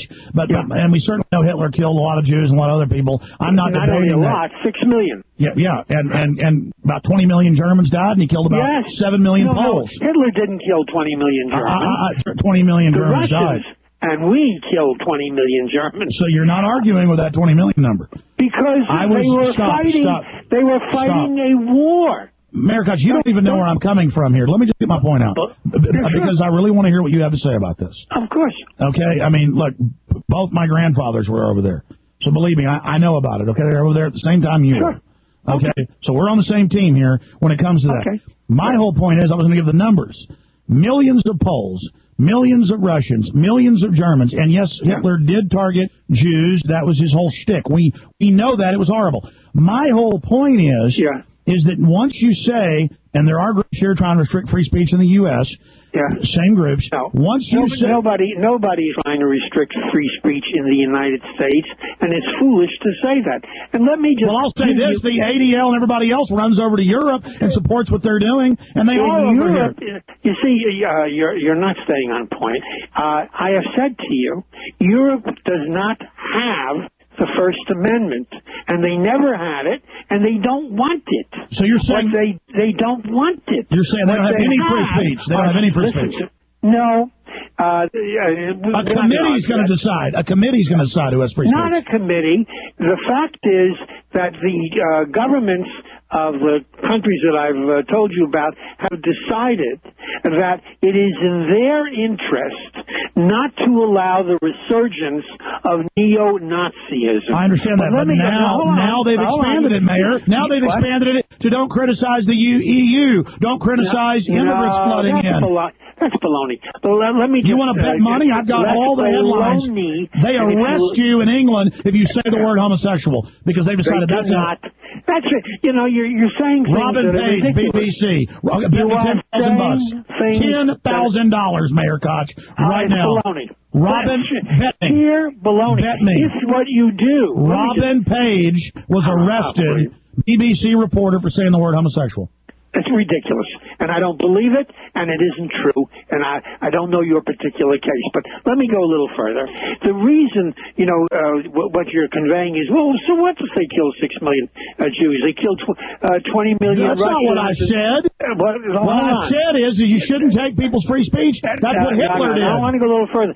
I wanted to draw a distinction for you as to why the Holocaust is different in a lot of respects than the killing of any other group, even as terrible as it was. And I will tell you what the difference is. Hitler issued an order called the Final Solution, which said that every Jew in the countries in which Nazism prevailed would be killed, baby, infant, child, man, woman. No child could be adopted to save the child's life. No Jew could convert to Christianity. That was an extermination plan. Exactly. And that was not what he did with any other people. And that's the difference. Oh, I agree with you earlier that the base of Nazism was to go after the Jews. I mean, I've read Mein Kampf. I understand what's going on there, Mayor Koch, and I'm not arguing with you. All I'm trying to say is that you're not aware of all the new hate speech laws, even in England, that has no connection. Listen, you're not in England. You're in the United States. The English have a tradition of being very free with speech, but they have decided that they have to put limitations on it. That's their decision. No, that's the government. The British people don't want to join the EU, and the government's forcing it down their throat. Look. It is a threat to freedom to have a tax on free speech, Koch. You can't say you support free speech in the U.S. and then go and then go to Europe and be the head of the U.S. delegation to go over there with that whole agenda off of the people that got killed, taking people's free speech today, using the dumb Nazis as your poster boy to take other people's free speech. Now listen, nobody from here is taking anybody's free speech. Each government in Germany, they decided that if you did not clamp down on neo-Nazism and do that by saying that if you revere Hitler, if you engage in a fascist Nazi salute, you're breaking the German law. You want to change that. Germans are very happy to have that. Well, I know this. BBC and Der Spiegel reported that the Germans, government since the 60s, has been caught heading up the neo-Nazi groups that they allow to operate, and were caught provocateur firebombing attacks against Turks as a pretext to pass such laws. That's ridiculous, and that's what is known as the conspiracy theories in the United Mayor States. Koch, you know what we're going to do with this interview? We're going to take your statements saying that they didn't arrest Robin Page. No, and I don't even know who Robin. No, and we're going to put the articles up. I don't even know who. The I don't even. Please give me a chance. We're going to show I don't even know who Robin Page is. I am simply saying to you, when you say that in England they arrest you for saying the word homosexual, yes, they do. I say that's junk, not true. No, they say that that the police decide if it was meant as condescending because scientific terms now are seen as threatening. The police don't decide; they arrest, and a court decides whether you engage in hate speech. You didn't know they have police that go to restaurants and sit listening randomly for people using racial terms? I don't believe that for 1 minute. You're filled with conspiracy theories. It's really peculiar. Hey, let me guess. The North American Union doesn't exist either, right? Let me ask you something. Do you think it was the Arabs who blew up the World Trade Center, or do you think it was the Jews? Well, that brings me to my next point. No, can't you answer that question? Mayor Koch, I'm going to answer your question. Yeah. Okay. I do not believe that the Jews carried out the attack on the World Trade Centers. And I also know that the Pensacola News Journal, the Associated Press, the San Jose Mercury News, and Newsweek all reported that the hijackers were trained at U.S. military bases. That's correct. Not U.S. military. They were private training places. So separate from that. That's what it... listen, I can't... you're so full of misinformation, and if you're pervading this every day, you're polluting the airways. Should I have my free speech taken? No. Should the fairness doctrine, whatever you want to. Should the fairness doctrine be brought back? No, I don't believe that. I believe you can say whatever you want to. Hey, Mayor Koch, I actually think you're a funny, smart character, and I want to come back and talk about Giuliani because I don't like him either, and I want to end this on a friendly note. But I'll just say this as we go to break, okay? If you look at 9/11, you look at how they massed more than 70,000 U.S. and British troops around Afghanistan and had the aircraft carriers, and Bush signed the order to attack Afghanistan the day before 9/11. And if you look at how Building 7 wasn't hit by a plane but fell, and you look at NORAD standing down, and you look at Bush running the 9/11 Whitewash Commission, that's why there's questions. So to say that because a minority says Jews did it, the majority of 9/11 truth doesn't say that. So I want to get your take on that. Let me get back on the other side. Mayor Ed Koch, his new book, The Koch Papers.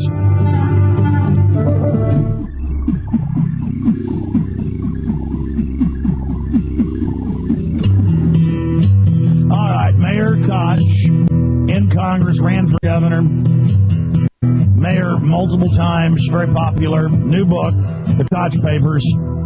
Just type Ed Koch into Google. You can find it all. Look, I was talking to you in the break, Mayor, and I actually believe there's a global eugenics program, Planned Parenthood set up by the Rockefellers who funded Hitler.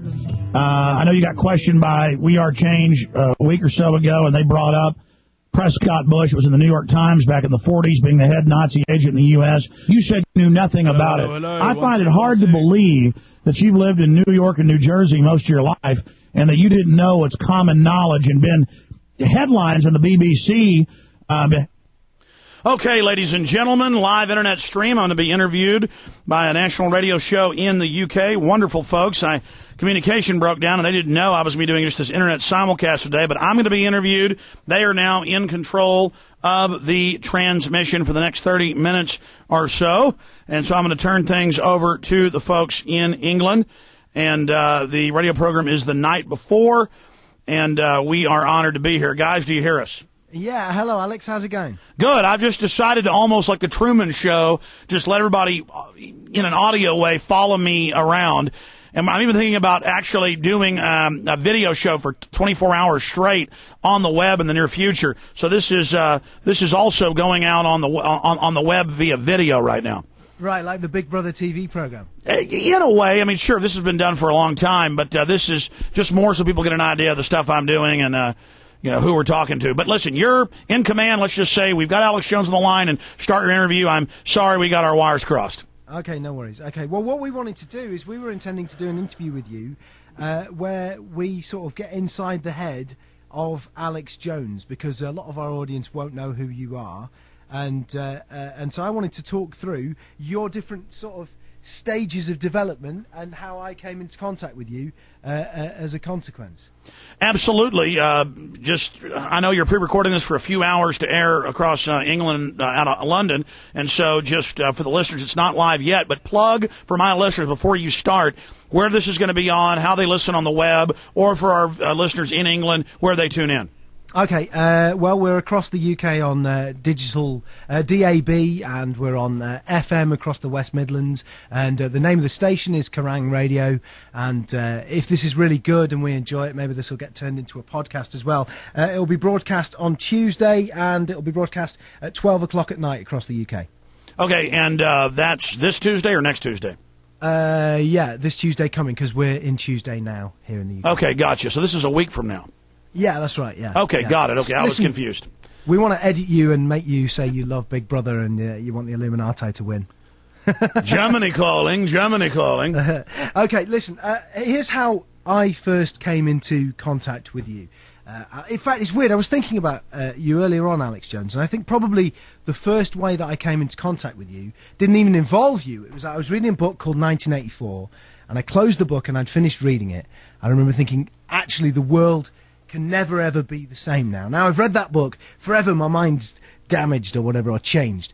And obviously, is that a book you yourself read? I mean, you're not that much older than me. You're around the same age. I'm 34. It was an extremely powerful book, and because I had already been somewhat of a history buff, not because I was a bookworm, but because growing up, my mom has a degree in history, my dad's a voracious reader and a physician, and so I learned that history books were more action-packed than fiction. And so I began to really read a lot of history. I knew about Stalin, Hitler, Caesar, Caligula, the Aztecs. I knew about Pol Pot. I knew about the Khmer Rouge. I knew about the communist Chinese killing 60 million. I understood that, and I also had already read, I guess I was kind of lucky, when I first read in, I think it was the 8th grade, 1984, I had already knew about Eric Blair because my parents were fans of the man, the pen name, George Orwell, and I knew that he had been in the Imperial Police in India, and I'd already read To Kill an Elephant, and I'd already read about Down and Out in Paris, or parts of it, and some essays that boiled it down. And so I knew that he worked as a propagandist at BBC. So I knew this was him taking reality and kind of conceptualizing it as what he saw as fascism and communism, really at the end of the day being the same thing, these cults of power, and how he saw the West in the future sliding into that by 1984.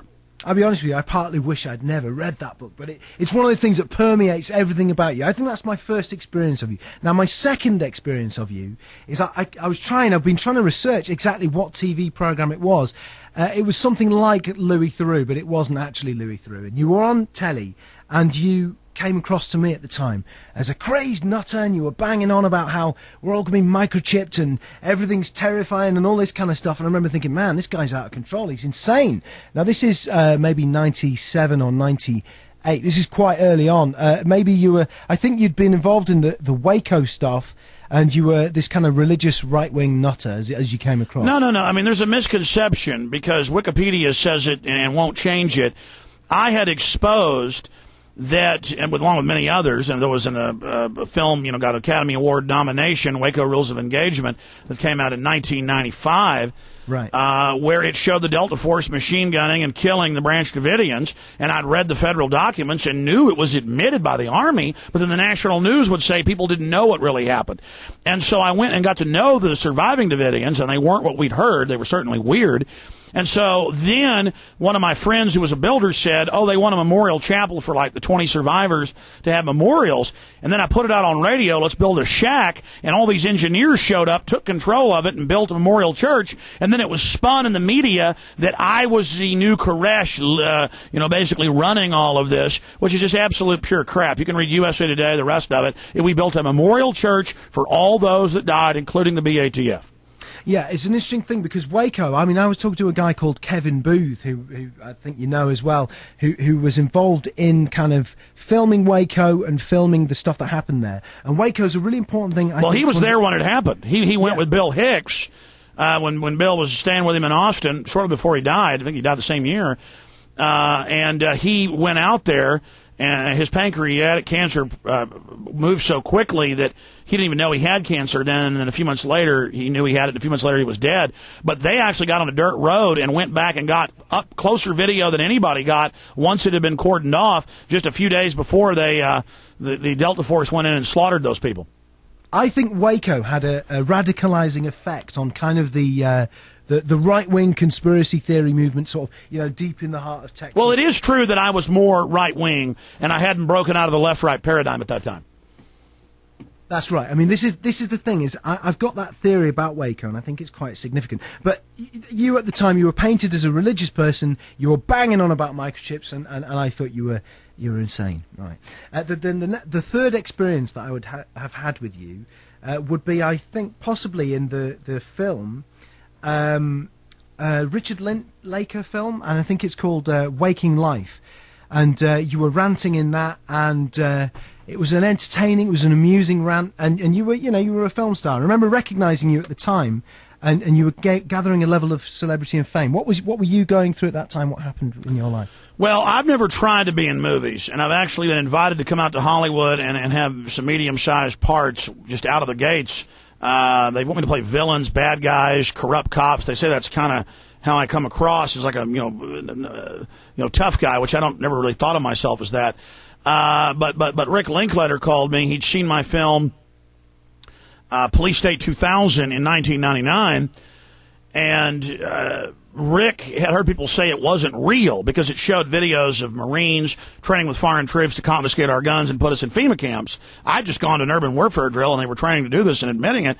And people thought that I'd hired aircraft carriers and hovercraft and tanks and wheeled vehicles and Cobra gunships, Super Cobras, helicopters. And Rick was laughing because he'd heard people say that in his office. And he had known actors who were hired by the Marines to play the parts of Americans being put in camps in Oakland, California. And he was just laughing as a director. He said, I've already finished writing this film. It's influenced by Philip K. Dick. It's about dreaming and about, people that live these lives separately, dreaming, and how that then interfaces with reality. And he said, but the main reason I called you is it's just so funny that people think you could hire aircraft carriers and troops and tanks. Man, this is really a good film. And of course, I'd made it myself, edited it, shot it, put it together. It really wasn't that good in my view. Edited it on a 3/4-inch deck, shot it on VHS with like a $100 camera. And that was because I started out as an Access TV host in 1995, got in a radio show in 96. And so people would say, there's no UN signs at the parks. And I would go get video of it and then made my first film. And so I just fell into filmmaking, and that's how Hollywood got to know me. And so I had a little cameo that they say is the most popular. And then years later, I think in like 2001, that was in 99, and then the film came out in 2000, I got invited to Rick Linklater's ranch, and he's at this huge house he built himself, this huge giant room on top, on the second floor. And there's this huge poster of me. Since this interview is about me, it's weird to talk about myself, but I'm happy to do it. This huge blow-up of me in Waking Life in his house.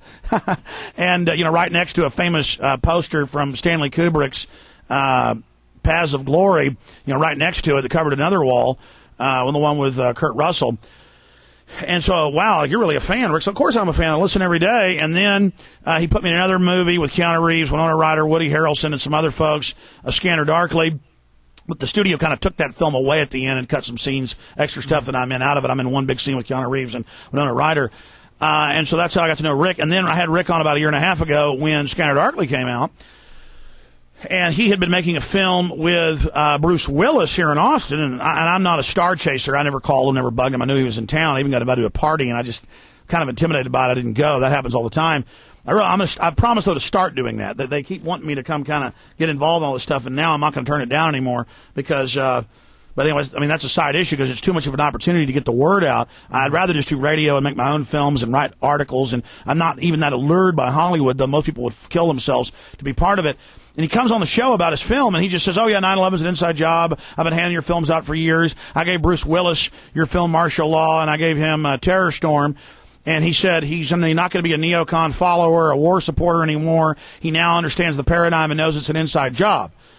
And that blew everybody away. And then 6 months later, Vanity Fair came out when his latest Die Hard came out about a year ago and said Bruce Willis now thinks the government killed Kennedy, and it had the quotes of him saying the people that killed Kennedy run our country now and are basically behind 9/11. So there was the confirmation of that. And then to have Willie Nelson call me up and say that I woke him up 10 years ago and that now he's ready to say it's an inside job, to meet a year and a half ago Governor Jesse Ventura, and to give him some of my films. And he said, well, I know the government staged Gulf of Tonkin to get us into Nam. I know the government staged other stuff. I know about Northwoods, but I just can't believe they do it, but I do question. Then he's on the show last week with me, and he just goes, I'm ready to go public when we come back out, out of break. And he comes out and says the government basically did it and made it all over AP, TV, hundreds of newspapers. And it's like I got rock bands calling me up, big ones. Most of them don't want to come on air. I mean, of the top 5 Hollywood stars, 4 of them have called me, but they don't want to come on air. All the big names, they all listen. And and I keep my head about it, and I work in my little hovel, my little office here. But it is huge, and the responsibility I've got is just amazing. I'm 34 years old. I'm a hothead. I've got so much responsibility now. So many people listen to what I say, but they found that if they check out what I say, no matter how crazy, it's documented. And I think that's the dynamism that's going here. And my God, I'm counting every day above ground as a good day because I know I am not making the New World Order happy. Let me come on to that. In fact, like you say, at that point in my life when I saw that first cameo in that film, you were a celebrity in that respect. You were kind of like a crazy, charismatic. Still a nut job, I'm afraid. But that's how I kind of saw you.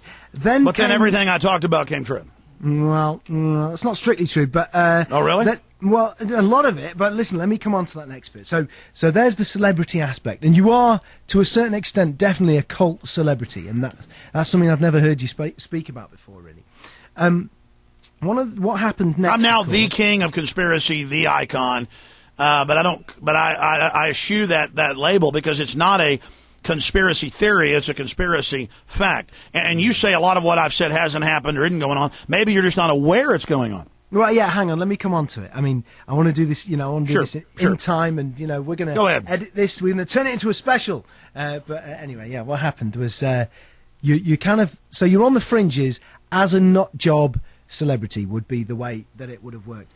And then 9/11 happened, and when that happened, I remember being in a radio studio and knowing I didn't know what was happening. And also the confusion of it. Initially, everybody didn't know what was happening, and it was all very confusing. And the next thing we know, we're getting handed a very clear version of events. Very clear indeed. And I remember thinking at the time, you and another guy, David Icke, who I'd read of and was aware of and found amusing, I remember thinking of him and you at the time, and then seeing you ranting about it, and seeming a little bit more eloquent and making a little bit more sense. How has that period been for you? Because initially, like you say, you were a kind of a fringe nut job, then something like that happened, and now you're becoming, certainly making a lot more sense to people. Well, let's be clear. When I was 21 years old, I was on the air. And I did it out of passion and belief. And I would see incredible things in legislation, incredible things in the back of the newspaper or in industry publications, and I would then cover it.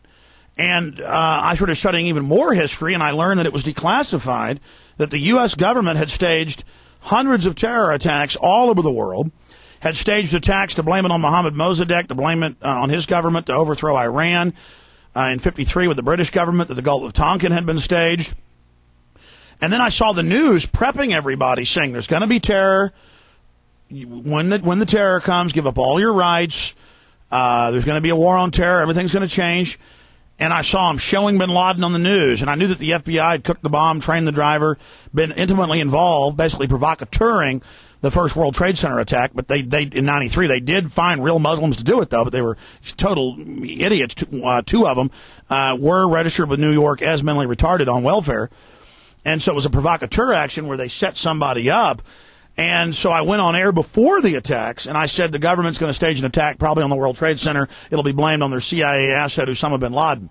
And Jimmy Vaughn, who's a well-known blues singer, Double Trouble, Fabulous Thunderbirds, he got his brother, Stevie Ray Vaughan, into music, lives here in Austin, good friend of mine. He remembers seeing me 2 months before 9/11 on TV for 2 hours straight saying, call the White House. They're going to probably attack the World Trade Center using bin Laden. I was saying, look at how they're getting you ready in the media. Look how they're prepping you. I mean, I saw them introducing the story. And then he'll never forget seeing, and then 2 months later it happened, and he was a big Bush supporter and everything, and that totally changed Jimmy Vaughn. And it totally changed a lot of other people that saw that. And I did that on the radio show for months as well, up until the day of the attacks. And then the day of the attacks, within about 24 minutes, they were on every major TV network saying bin Laden did it, the world's going to change, it's a new world order, we've got to attack these countries. Then I pointed out, and it was in Newsweek, that Bush had 44,000 U.S. troops, 18,000 British troops, 2 aircraft carriers, massed in the different countries around Afghanistan, Uzbekistan, Turkmenistan, 2 aircraft carriers in the Persian Gulf, ready to attack, and he launched the order to attack Afghanistan in 1 week, the day before 9/11. You see, for 9/11. Mm-hmm. But he had everything massed there in the months before. You don't just mass 44,000 U.S. troops, 18,000 British troops. You see, and then it just goes out from there. Well, the thing with it is, Alex, is that I often wonder how far, the rabbit hole goes, because, the September the 11th stuff happened, and people like you had been talking about it. And then it happened, and all of the things that you said. I mean, listen, I remember 7/7 here in the UK. The day that happened, I was taking calls. And I was taking calls left, right, and centre from people banging on about how we need ID cards now. Despite the fact that they even acknowledged themselves, the callers themselves were saying, I don't see why ID cards would help, but probably it would be a good thing. Well, a government study in England, several have said it will make it worse. So this is what I'm saying to you. How far does the rabbit hole go with these things? September the 11th, I think, for me personally, I'd put a question mark above it, and I say I don't know what happened there. But then with microchips, for example, I remember you talking about microchips, thinking this guy's crazy. And then in this very studio, I've had people who have had microchips stuck in their arm for a bit of fun, and they're just hanging out, and you can get it done down the road from where this studio is. And they're just normal people. They're not far out nut jobs. Well, listen, how did I know in 96 and 2000 that I said it will be in bars, it will be to get into topless bars, it will be to get into luxury cruise ships, it will be to get into security areas who work for the government, it will be given to Alzheimer's patients. And then everybody goes, Alex Jones is Nostradamus, he knows everything. No. The Pentagon in 96 and in 2000, and the Federation of American Scientists put it out both times, said you will have universal adaptations of brain chips in a hive mind with the government controlling everyone and controlling the pleasure centers to where people are literally like the Matrix. That's where they got that, was from government documents, where we'll all basically live in pods and have instant pleasure centers, always taken care of. And that they would start with selling it as implantable chips for security, getting into luxury bars as a status symbol. Now that is in, and then, by the way, that's in my book, Descent into Tyranny. I took the Army documents and put it in there. I mean, the British Ministry of Defense prospectus on the next 10 years, what the military futurists say they believe will happen is flash mobs, martial law.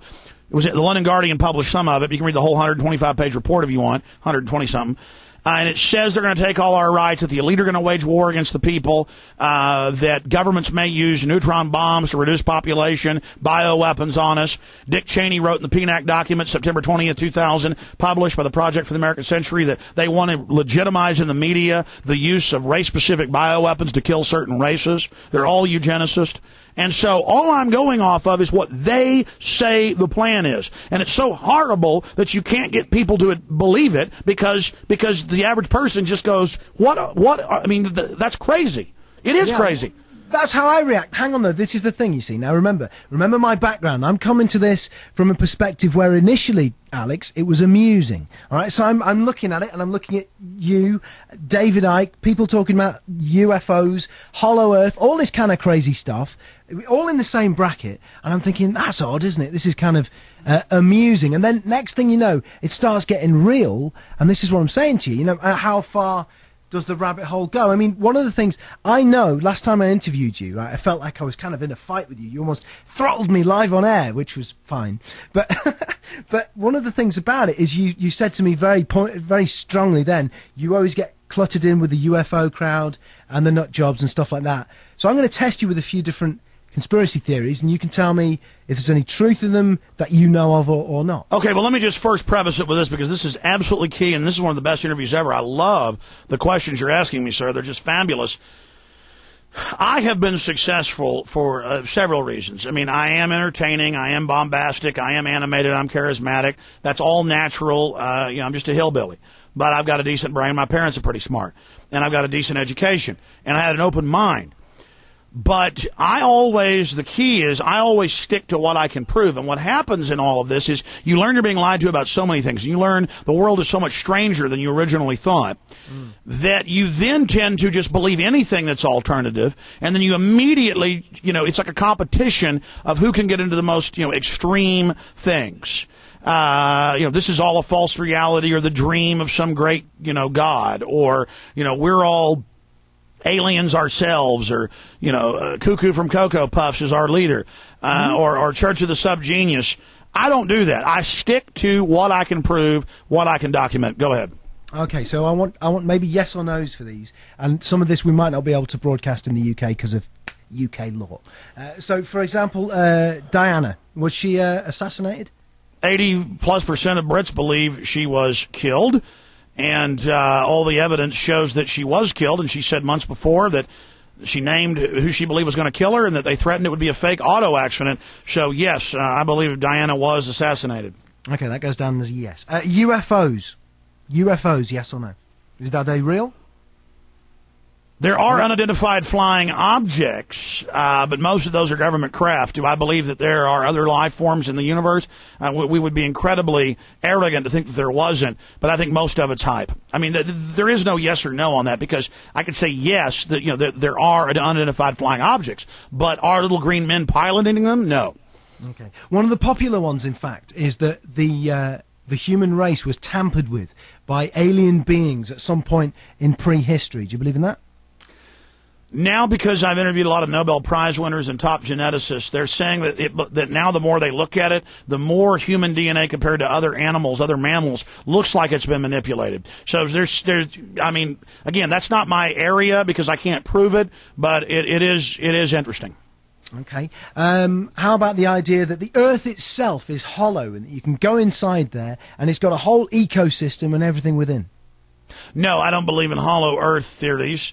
To the extent of the classic one, if there's a sun in the middle of the earth and there's dinosaurs and pterodactyls flying around smoking cigarettes, and that there's cavemen down there and beautiful maidens in bubble baths. But I do know that there are a lot of subterranean, giant areas that are worlds in and of themselves. I mean, almost the entirety of Texas has a huge aquifer under it. And they've gone into caves that are 100 miles long. They never find the ends of. So I know where those legends come from. So in a technical way, there is a hollow Earth, but not in the kook way of it completely being hollow. America is soon to be plunged into civil war from which a fascist state will rise. No, I believe we're defeating them, and I think it'll be a slow slide into third worldom and kind of a collapse like the Soviet Union, which is better than the fascists winning. Okay. What about the idea of shape-shifting lizards controlling the world? No, I don't have any evidence to that. Right. Okay. I mean, these are, like I say, I could go on forever. Do you know? I'm gonna. That kind of covers the main ones for me. But you do get lumped in with those with that group of people. How are you gonna get away from those kind of theories that you don't believe in? People develop their own palate, their own bouquet. I mean, they learn to differentiate.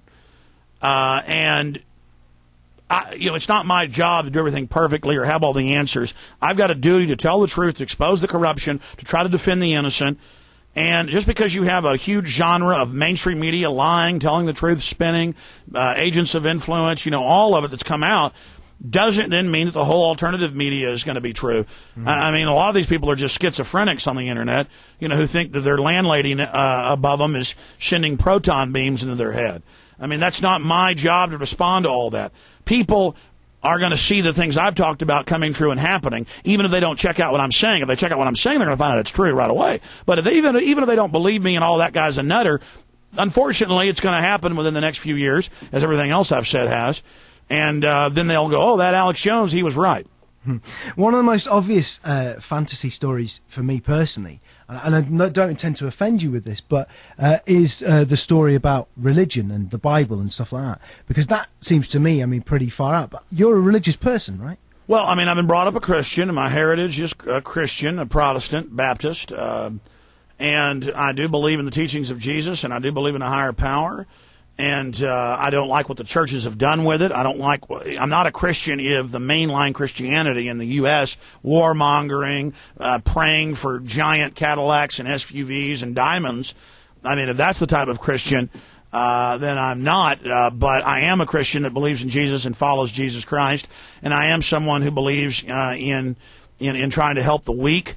And I am someone who believes in the Mosaic common law that is the basis of our Anglo-Saxon 1215 Magna Carta, 1776 Declaration of Independence, Bill of Rights, Constitution. So it is who I am. It is my heritage, and I don't throw out my... See, the globalists want you to throw out your Christian heritage because they want to replace it with their bioethics, eugenics religion, and they're really religious. They just don't want you to know they are. They're really occultist, most of them. Yeah, one of the things that I've heard, I'm not sure if it was you, because it's hard to distinguish where I get all these conspiracy theories I've heard about from, but one of the sort of conspiracy theories I've heard is that there's an idea to set up a global religion that will tie in to all these ideas. And it seems odd to me, Alex, that you believe in religion, that you have religious faith, even though that's your culture. Listen, you're from America, man. Your culture involves all sorts of things, particularly believing in the reasons for the war in Iraq, and it seems odd that you've challenged those aspects, but not the religious aspects. Well, I can't get people to admit that they're building FEMA camps, concentration camps, when it's in major newspapers, San Francisco Chronicle, Houston Chronicle. And so I'm not about to wade into the whole religious fight and whole religious debate with people, and that's something that I also don't engage in. I have a news radio show, but I make no secret about that. That I believe in the tenets that are in the New Testament, because if you don't have that, what else are you going to have? You see, what's happening is when I say they're setting up a world religion, the Pope has called for it in the New World Order.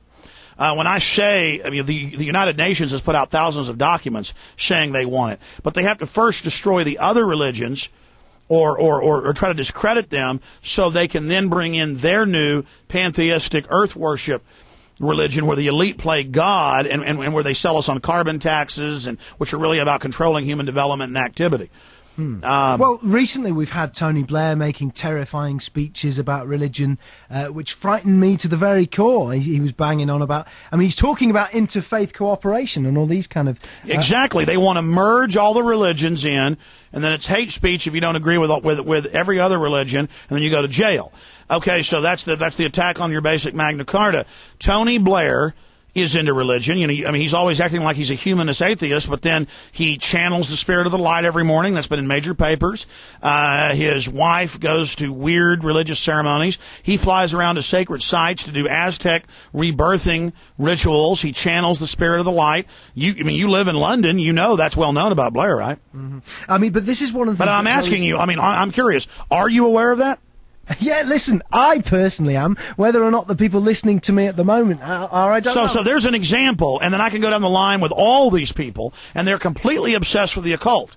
Alex, let me stop you there. This is one of the things that initially made me think that you weren't quite on the same wavelength as I, because religion to me strikes me as one of those things that marks someone out as slightly insane. Well, again, that's what atheists always say to me. They say, why are you covering the Bohemian Grove? The devil doesn't exist. And I go, well, even if you don't believe the devil exists, they do. Yeah, and no, as, I get that. And I mean, as a group consciousness, they are manifesting that. Yeah, I get that. And hey, let me just stop you. Have you ever been in the woods? Well, we have family property here in Texas, thousands of acres going back to Spanish land grants. And I'll be out walking on that, a couple times a year when I go there. My whole life I go down there, many times. And one time I had this feeling someone was watching me, and I walked about 200 yards to the woods to a high tree where somebody was illegally hunting out of season up in a deer stand, and I felt them looking at me. How many times in a restaurant do you feel someone looking at you and you turn and someone is looking at you? The point is there's more to all of this. And all these people try to put it in a box, and these scam artists, religious leaders, I do throw all that out. But what I'm saying is that there's something to it. And the way I manifest that is in my Christian faith, which I believe in.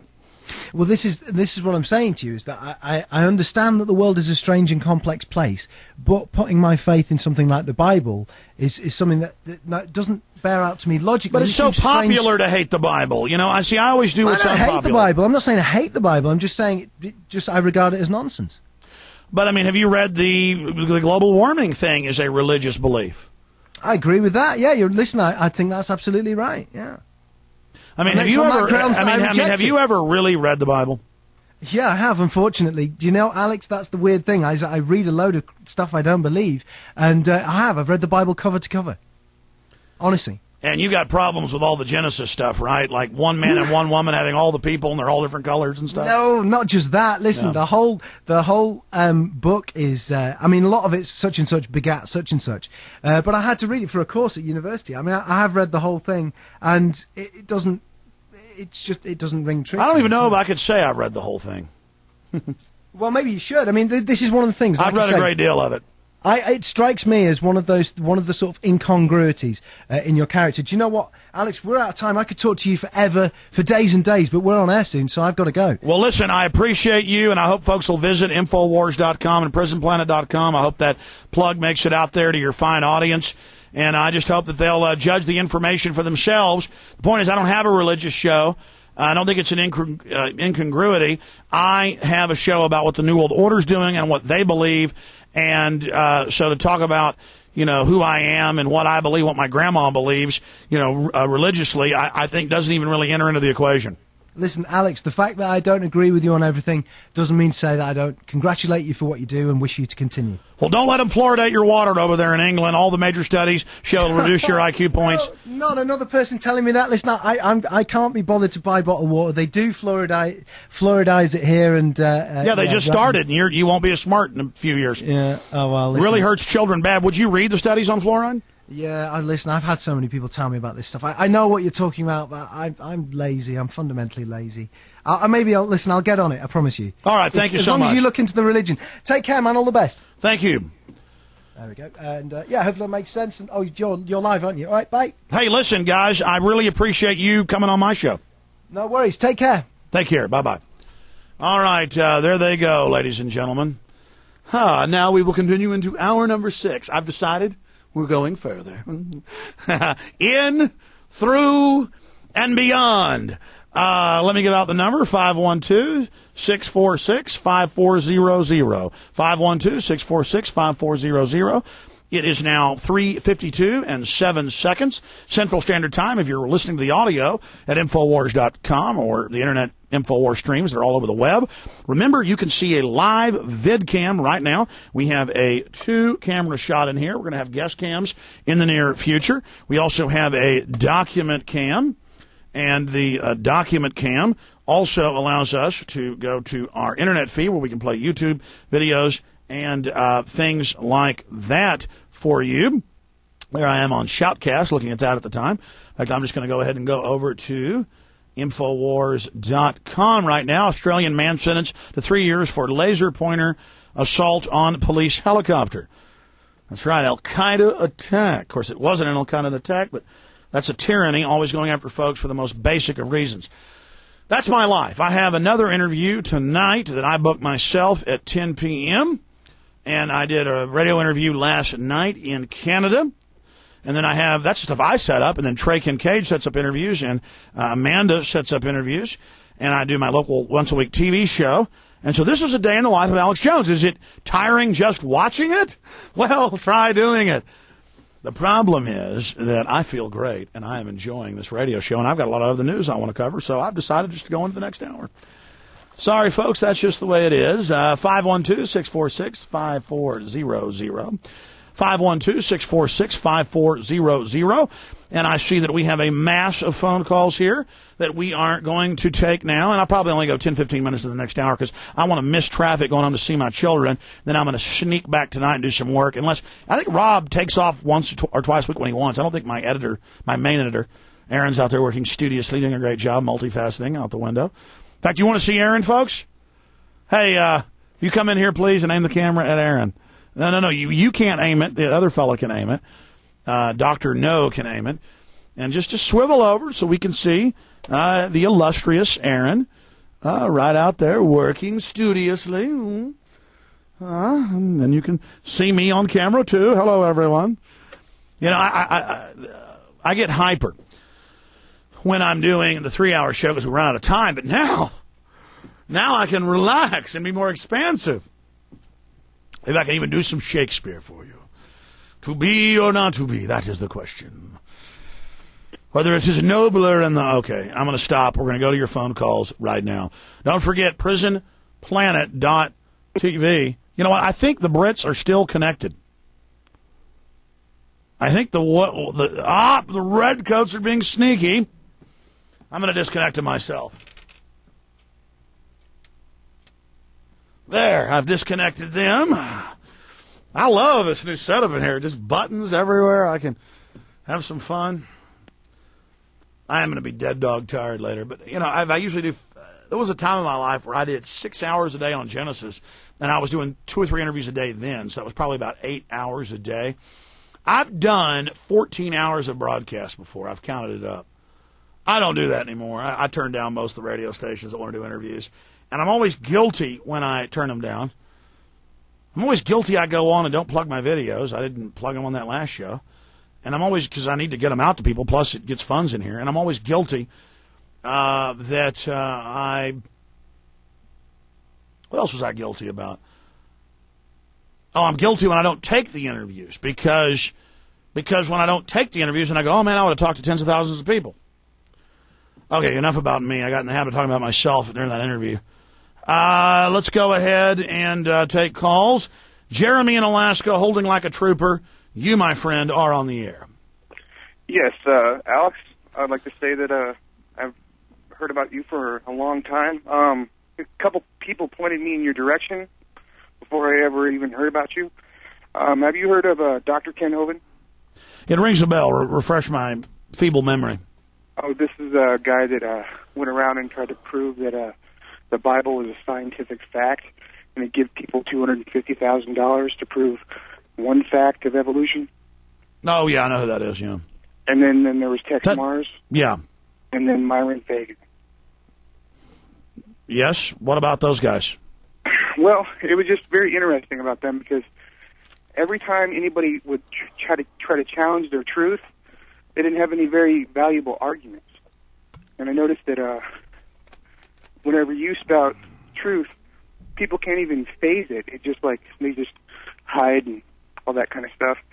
And what I've noticed from the Word of God is it says the wise man will hear and increase learning, and that if you're and the beginning of wisdom is to fear the Lord, and to fear the Lord is to hate evil. And I noticed that our actions have been doing this, and I noticed that a lot of people that we come across when we focus on 9/11 and all this kind of stuff, we run into a lot of spiritual wickedness. A lot of people that are very weak, they don't believe in God because their education system, they've been misinformed. Well, if you don't believe in God, you're going to believe in the world, and the world's pretty wicked. So, bottom line, we see healthier societies when they actually do follow what's in the Bible versus what we're doing today. And there's no doubt about that. I mean, just the health laws alone are very sensible. And I appreciate your call. You know, again, I'm not going to get into religious debates or arguments here. It's just that almost every time I'm on British radio, they want to attack religion. It's real trendy to do that, and my Christianity. And it's a diversion, it's a distraction, but they can't help it. Let's go ahead and talk to Anthony in Ohio. You're on the air. Oh, hey, Alex. Hey. You there? Yes, sir. All right. How do you like the new format? I love it. It's interesting to see you on the video there. Like picking my nose, just like I did. The problem is I'm on camera so much I can't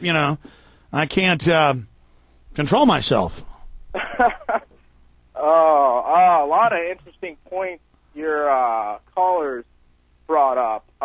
First of all, I'll kind of go through these real quickly. I had a lot of points to kind of blaze through them. First of all, the whole religious thing. I was actually an atheist before I kind of woke up to all this. And, I started trying to kind of understand this whole elite, why they're doing this. And, it really starts to wake you up and you realize, wow, these people are they're evil. I don't really consider myself any well, that's like religion, B.F. Skinner, wrote several books with, titles about just total human suffering. And they said, it's all scientific. So what if you kill a bunch of people or kill your own kid? It's just beyond good and evil. Well, again, they tell you there's no good and evil, so you can't make moral decisions, so they can make all the decisions.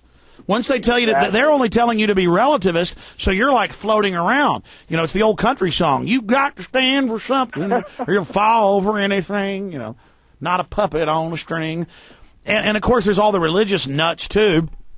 Believe me, I get sick of those type of people. But the best people I know, the hardest working, the folks fighting the New World Order, the people that are really sweet and deep, they are Christian. And I've also met some Buddhists that are really sweet, nice people, but mostly Christians. And so you also judge a tree by its fruits. Go ahead.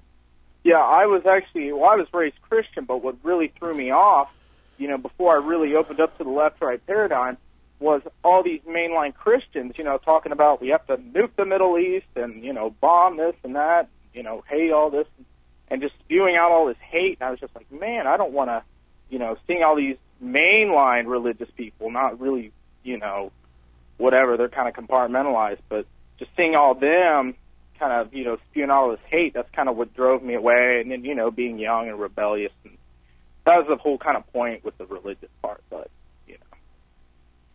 anyways, second thing, as far as the no plane thing, it's junk. No, I mean, the videos they put up, most of them, it's just totally mentally ill. Because you got a lot of mentally ill schizophrenics and people, and I'm not being mean, but that's really who they are. I've met some of them. And then, you've got the controllers up above them, and it's real funny. Well, it's like, why don't you focus on tangible evidence? Why don't you focus on tangible things? Okay, so there's a 0.00.1% chance, they might have been space beams. Okay, well, whatever, why don't you focus on the tangible evidence, such as bombs going off the building, the BBC, reporting that, that the buildings fell, but they were clearly in the background. Focus on tangible things, and these no-planers, they just sit around and say, no planes, and it's totally a way that makes us look like, Well, it's meant to get us to debate it instead of staying on track on the serious issues, and it's meant for the national media to attack us. The national media always brings that up, but never brings up all the serious issues. I appreciate your call. Now, here's the deal, folks. I've decided to go to the 20 after. How long's the Japanese TV thing that we've never streamed live?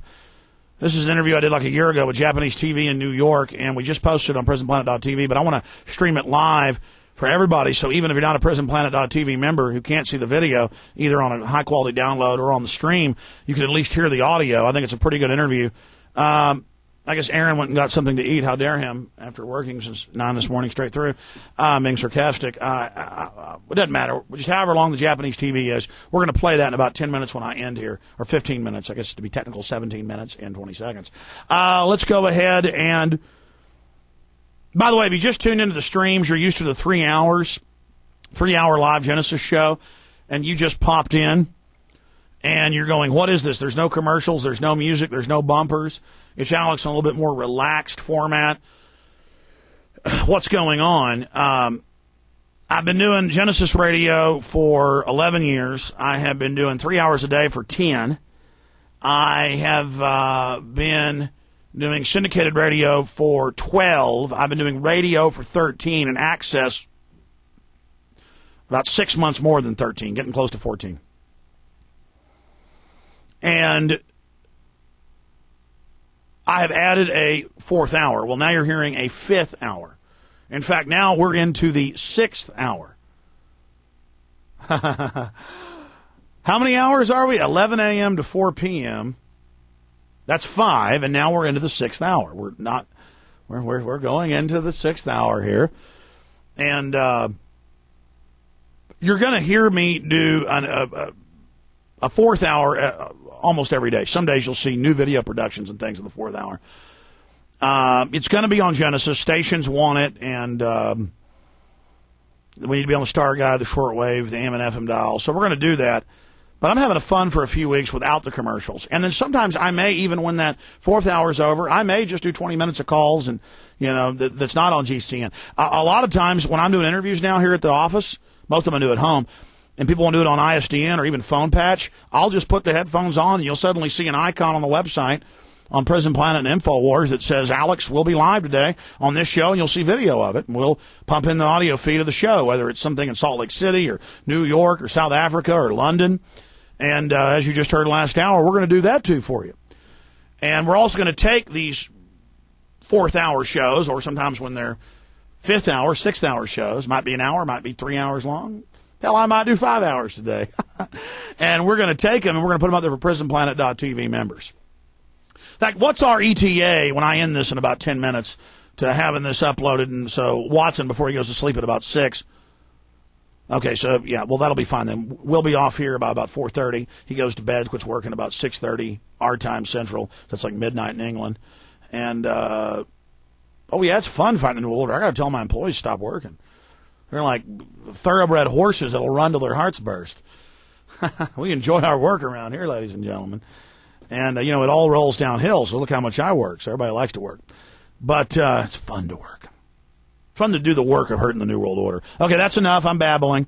It's out of control. You are now in the emergency overdrive, hour number 6 of the radio show. Every weekday, 11 a.m. until 5 p.m. Central Standard Time. All right, let's go ahead and take a call from John in Austin, Tejas. You are on the air. Just two quick things. So I wanted to talk to you about the religious thing, and I'm a Christian myself, and I attend Shoreline Christian Center, and I'm really looking for, I guess, current events to be talked about. I go in there, and it's real Jesus focused, everything about the focus on Jesus, and that's great and awesome. But Jesus was always focused on fighting and exposing the corrupt government, but they tell you, no, it's all about how to be happy and how to make money and how to feel good and to go out to eat after the church service. Right. So I just, I really would like to attend a church that would actually talk about current events and how that ties into the religious factor and just, what's going on in the world today. And I just don't hear any of that, and it's kind of frustrating. At the same time, I'd like to go and learn because I'm a new Christian. It's just all really confusing for me. Well, I mean, look, 23,000, what's 2 times? No, 26,000. 26,000 preachers have been recruited the last 2 years, and it's every major megachurch that we've looked into is in it. I mean, if you go there for a year, you will probably hear about when an emergency comes, do as the government says, Romans 13, we must serve. And then if a disaster happens, you go to church, he's going to be there going, taketh the chippeth of the Lord, submit unto the government. And that's, take the inoculations, go to the centers, hand in the devil guns. And that's because most of them are on the payroll of the government. And they've been told, you do this, and you'll keep your 501c3. Well, I thought Congress shall make no law respecting an establishment of religion or prohibiting the free exercise thereof. But 50 years ago, they said, oh, you've got tax exemption under the First Amendment. Just fill out this form. And then they roped you into turning a right into a privilege, just like concealed carries do. Turns a right into a privilege. Wow. Another thing I wanted to ask you about. I hope I don't. I hope you don't get upset. No, it's fine. Do it fast though, because whoever is in the background is being really loud. I just seen a video that was just recently added on YouTube about you were talking. A guy was asking you a question from what was it, Project Think or something like that, or Progressive Think. Do you know what I'm talking about? Yeah. I'll plug it after you're gone, and then I cussed at him. Yeah. Look, hey, listen, I appreciate your call, my friend. Okay, take care, Alex. Yeah, you bet. This show is not about Alex Jones and what Alex Jones does. And I think in many years of on the radio, I've never cussed at somebody. But I thought there have been discussions about it. Hey, when you do this, you can cuss if you want. And I thought, well, I don't cuss a lot in person, so why should I? And then that individual is kind of a follower of some other individuals who've really said lying, bad things about me and my family. I mean, the worst stuff you can say. I mean, unbelievable lies. And so I just thought I'd say F you a couple times. And then right after I said it, I said, look, I'm sorry I said that. I sound like an idiot. So I sound like an idiot. So what? I'm real, man. This isn't a joke or an act or anything else. And, I just don't burn with hatred of Israel. But I've also taken a lot of hits for criticizing Israel. I've paid. I mean, I've lost radio stations. I've gone through a lot. And it makes me mad that a bunch of people who are playing in the little leagues, who I wish would play in the bigger leagues, just have this. But that I think that person means, well, I really thought about it afterwards. That person hasn't said that much. It's prothink.org, I think. They haven't said much, really, a few bad things about me that weren't true. But overall, it's more of followers of people that one of them's completely out of their minds and the other, I'm not sure what is, but, if I wanted to waste time, there's no doubt I can get judgments against them. But enforcing the judgments is harder. People better watch out, though. My wife lived in France a long time and speaks fluent French. It's a lot easier to get stuff done, and we have family over there, and I know how to get people internationally, in court and get judgments against them. But it's hard to squeeze blood out of a turnip. And I just don't like people talking about my family and lying about them and, saying things that aren't true, and I blew up about it. Because, I'm a mean son of a bitch. And I'm not, and by the way, I'm not on some totem pole here about, I'm Christian, so I'm all, tiptoeing around and I'm telling you how to live. So, there's a video of Alex drinking a beer on the internet. When I go through cycles in my life and I'm drinking beer, I don't hide it when there's a video camera. I talk about how I drink sometimes or how I have problems with cigarettes. None of that matters compared to him putting sodium fluoride in the water. Don't let your 18-year-old drink. It's of the devil. You'll go to hell. But let's, let them drink sodium fluoride that eats holes in their brains. See, it doesn't matter to me. Let's get into real issues here, ladies and gentlemen. Real issues. Just amazing. All right, now I'm really going to turbo blast because we're running out of time here. Barney in Oklahoma. Go ahead. Thank you for taking my call, sir. Mm-hmm. Hey, I was just wanting to laugh with you in your interview with that gentleman from England. And also, I wanted to get your view on, I believe his name is William Cooper, who said that the guy who killed JFK was the driver. Yeah, that's not true. He also said there's flying UFO submarines our government has, and there's aliens controlling everything with big, eyeballs and giant heads. And I don't want to talk bad about William Cooper. And here's the problem. You see how call after call is about this soap opera of who likes what group and who's behind what group. And my show has never really been about that.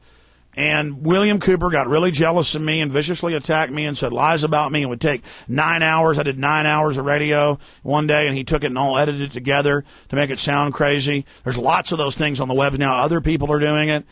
And just people with brains see through. And I was really sad when Bill got killed. I talked to folks that knew him. He'd run around waving guns in town, screaming, flipping out. He put out a call on his website, help me, the IRS is coming after me. I called him, in like 98 and said, come on, sir, I'll raise some money for you. And he started cussing at me on the phone. You stupid little bastard, you don't know anything. I know everything. And I said, well, I still want to have you on, try to help you. He started cussing on the show, so I would delay him out. KGFK had a delay. And then I said I had to let Bill Cooper go. He was cussing. And then there was a big controversy that I was a liar. No one heard the cussing. Well, you idiots, there's a delay. And then now here we are talking about Bill Cooper. And this is not what this show is about. I appreciate your calling. I'm not mad at you. It's just, you know, I mean, Bill Cooper talked about everything he talked about was documented, and I've seen 2-hour presentations he'd do about UFOs. See, I was never into UFOs. And then I had people mail me Behold a Pale Horse after I'd been on air a few years, and I thought, man, this is really kooky and weird. It's got a cool name, though, and then I'd maybe heard him 5 times. And then people accuse me of, he just copies what Bill Cooper says. I hope everybody copies what I'm saying. I'm not copying what he said, but, you know, it's not, well, he predicted 9/11 before you did. Well, I have to say that he kind of did. Who cares? That's good. I mean, nobody said he didn't have a great radio personality and talk about a lot of real stuff. I didn't know that. You know, I did a 2-hour show and said the government will probably attack the World Trade Center and blame it on bin Laden. You know, they're going to stage terror attacks, call the White House, tell them don't do it. He did a vague show about, you know, they say bin Laden's about to get us. Well, the CIA, here's a BBC article or whatever, where the CIA met with him and is managing him. So, boy, isn't that suspicious? They might stage something. I think mine was more clear, but who cares? Good. I was on air saying in July, I think he, like a month before, was on air, not saying call the White House, but saying something's up. Because, man, how could you not? They were on air prepping everyone for the attack, going, there's going to be an attack, give all your rights up when it happens. It isn't about who predicts something. It's about, you know, it's like 10 guys invented radio the same month. You know, the technology gets to a certain level and then it gets invented. The point is now we've got radio. I mean, I go to bed every night thinking about, are they going to kill me? Are they going to set me up? You know, I've been attacked before, everything else. And I'm just trying to live. I'm just trying to be a good person. I'm just trying to warn people and really find out the truth. And, you know, again, there's this balkanization that happens naturally. It's like religious groups splinter into thousands of different sects, organizations. And the same thing in the Patriot movement. You know, I'm the church of the conspiracy theory, I guess, but I'm not really. I cover real information. And then you've got all these wild other little denominations that are just like hating my guts. And I wish that they could end up meeting movie stars or end up meeting bankers or end up meeting people, because then you find out it's boring and it really doesn't do anything. Unless they're really cool people like Willie Nelson or Charlie Sheen or some of the other folks I know, because it's cool because they're neat people. But not cool because people know who you are or you get the best table at the restaurant and turn into a fat ass. You know, I wish they could experience it and find out that just because every time I get another big star on or break some other big news story, because I've got the name out there and people feel comfortable coming here and doing it, it makes my brethren hate me even more, like it's about me. It's not. I'm trying to kick the New World Order's butt here. Not, I mean, everybody who knew Bill Cooper knew that. I mean, in the last year, he would just go crazy and start screaming and yelling and cussing.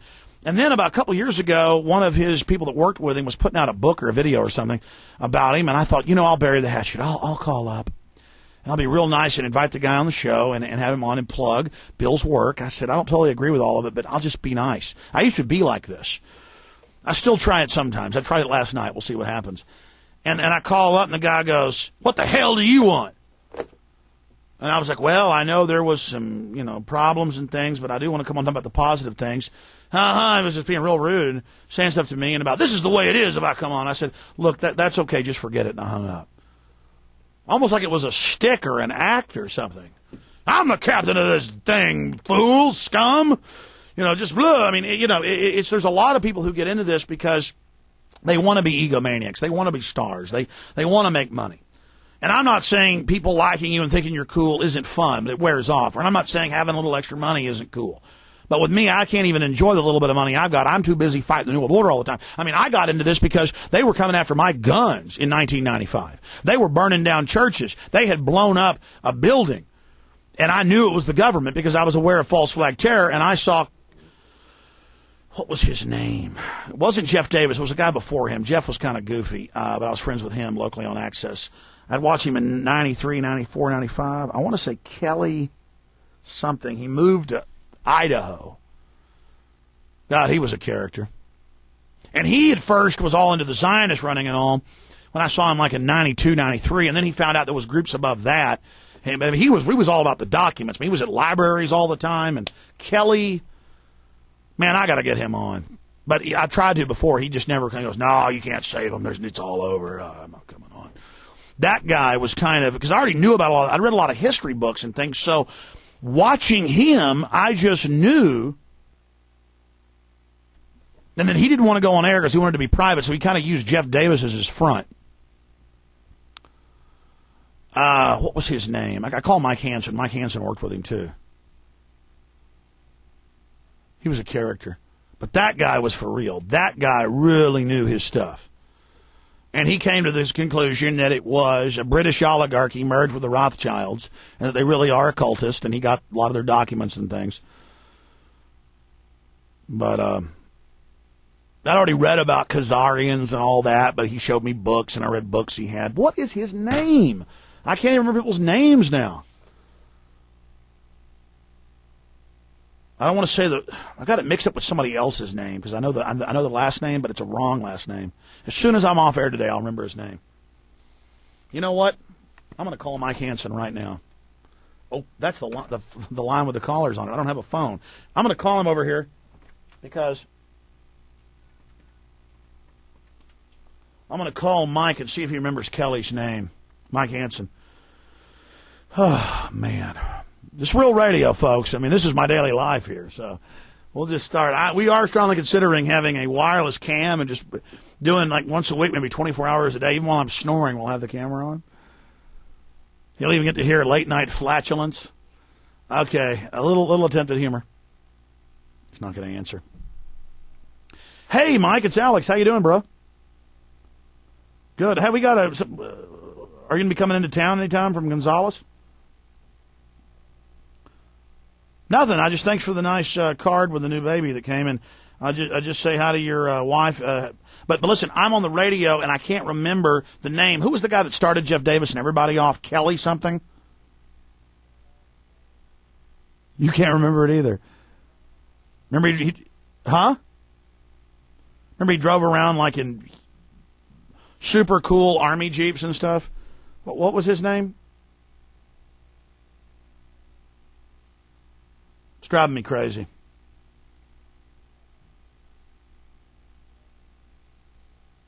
It's driving me crazy. You can see him, yeah, the cowboy hat, everything. Idaho, yeah. I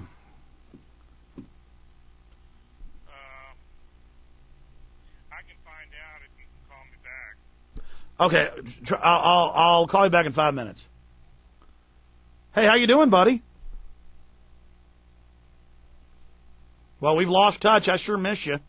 Well, come into town with the wife and kids. Man, the kids are grown up, aren't they? Doesn't one of yours have already 2 kids or something?